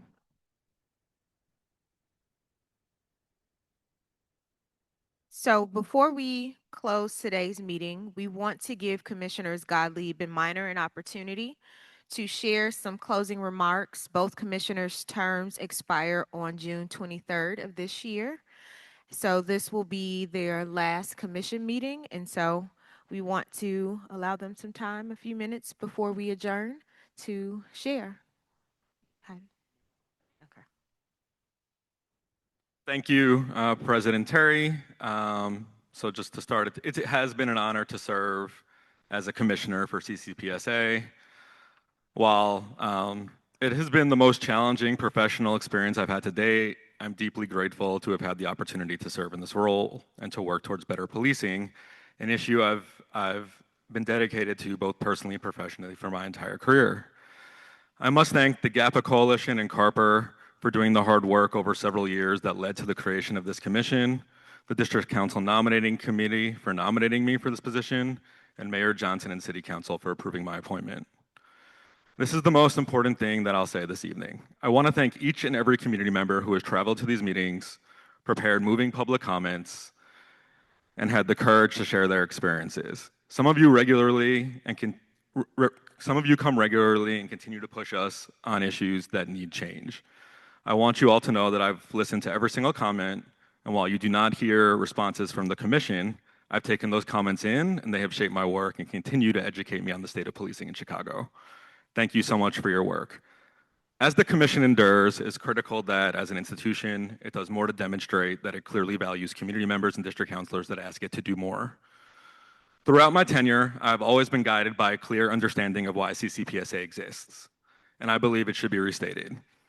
CCPSA was created to provide front-end oversight over the Chicago Police Department. Our role is to ensure that policies and practices are in place so that CPD engages in its public safety function without doing harm to the communities it is responsible for serving. And when there are clear gaps in policies and practices, we have a responsibility to work to address those problems. We are meant to be a preventative force rather than a response to misconduct that has already occurred. And I know this because I spent years working to get the ordinance that created this commission passed. As I reflect back on my time on this commission, it is clear that we have done some important things. I want to highlight a few issues that I have played a particularly active role in pushing forward because more work remains on each of these issues, and I hope very much that the new and remaining commissioners carry it forward. Although it took far too long, we have a strong public position on traffic stop policy that has been supported by 5 of 7 commissioners. While the commission does not have full say over what the policy is, as you've heard in our updates, there's CPD, there's the Attorney General's office that are part of the negotiations.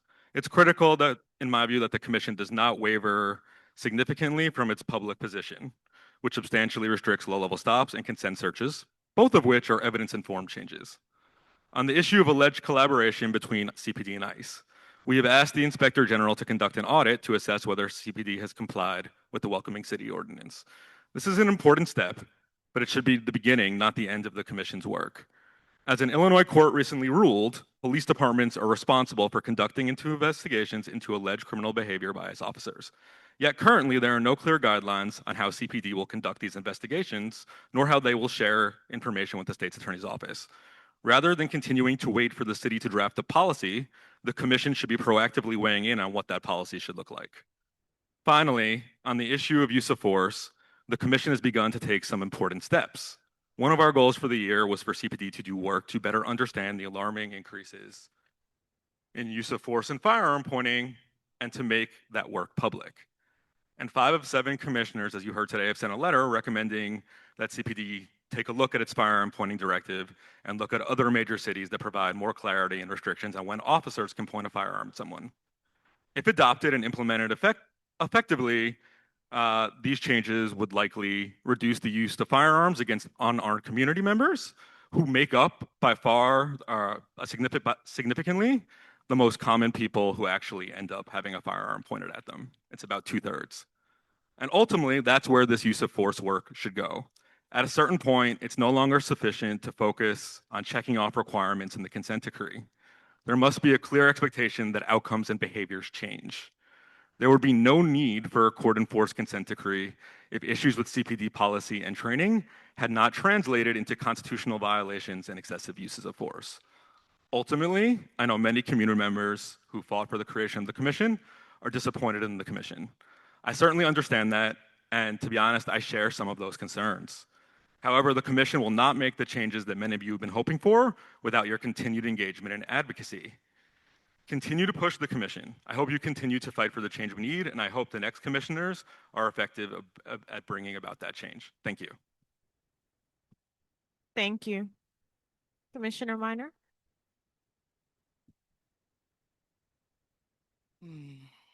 It is with a bittersweet but very prevalent joy that I say I'm really grateful to have been a part of this commission, to have done the work that Commissioner Gottlieb has talked about. I'm excited for the future of the commission. I hope that our next commissioners are paying attention, that they are ready to activate and to engage. And I hope that all the community members and advocates who are in the room today really take some time to do some outreach and establish relationships with them, to talk to them, to get to know them as human beings, and also to get to know them as leaders. I'm hoping that the future of this work that Gottlieb has talked about is protected, that it's still pushed forward, that it's still worked on, that we see some progress with the use of force, that we see progress with DV and victim services, that we see progress in the full implementation of this traffic stop stipulation, and that it is in alignment with what community has advocated for time and time again during our listening sessions. I want to talk a little bit about what's next. It's been quite a while since we had miscellaneous business, so I really love this part of the program to talk about events and ways that you all can get engaged outside of this space. I know a lot of people care a lot about teen trends. We talked about it a lot today with the summer safety plan. There's a lot of work happening with various organizations that I would love for you all to tap into. St. Sabina on June 13th is hosting a conversation with young people centering Vic Mensa. He does, not only is he a rapper, singer from Chicago, but he also does various political videos that talks about issues around the world and the issues that impact us the most today. So that conversation is on June 13th at St. Sabina. I hope you'll be there. Also, I talked a little bit about the youth empowerment space. It's a coalition full of youth organizers ages 18 to 24. We also have youth serving organizations. It's a coalition of 25 organizations to be exact. We're going to have a conversation on June 25th at CTU headquarters at 4 p.m. It's centering the young people. We'll have youth employers, youth programming, but it's also centering civic education and activation. I hope to see you all there as well. There's also on June 5th at Build Chicago, the Wear Orange Walk for Violence Prevention, and they're also having a restorative justice conference at Build tomorrow. I actually got to tour the facility. It's going to be beautiful. They have some tickets available for free. It's for free for community members. So I hope you're there. Rainbow Push is also having another convention, and for young people specifically, they're offering 3-day free passes. So I hope you get on their website if you're interested and be in the room. This is the future of the work. I hope that I just want to say thank you to the community organizers that I've been able to build a relationship with during my term. Shout out to Carper. Shout out to Joy Umobio. Yes. Shout out to District Councilor Leo Quintero and District Councilor Deon McGill. All of you all have been very consistent in advocating for the best, in my opinion, for a better Chicago, for stronger direction and accountability. And honestly, this work would not be what it was without you all, without your continued advocacy and accountability. Keep making noise, keep standing strong, and I am excited to see you all in the field. Thank you, Commissioner Minor and Commissioner Gottlieb, and thank you for your service to CCPSA and the citizens of Chicago. We will now move to adjournment. To connect with the commission via social media, you can find us at Facebook, Chicago CCPSA, or search Community Commission for Public Safety and Accountability, Instagram, Twitter, CCPSA_Chicago, YouTube at Chicago CCPSA. The commission's next regular meeting will be Thursday, June 25th at 6:30 at Benito Juarez High School at 1450 West Cermak. I would like to thank you all again for joining us tonight and hope to see you on June 25th. And we hope that you'll stay engaged and encourage other people that you know to join us in this work. Thank you all for your time this evening and safe travels home.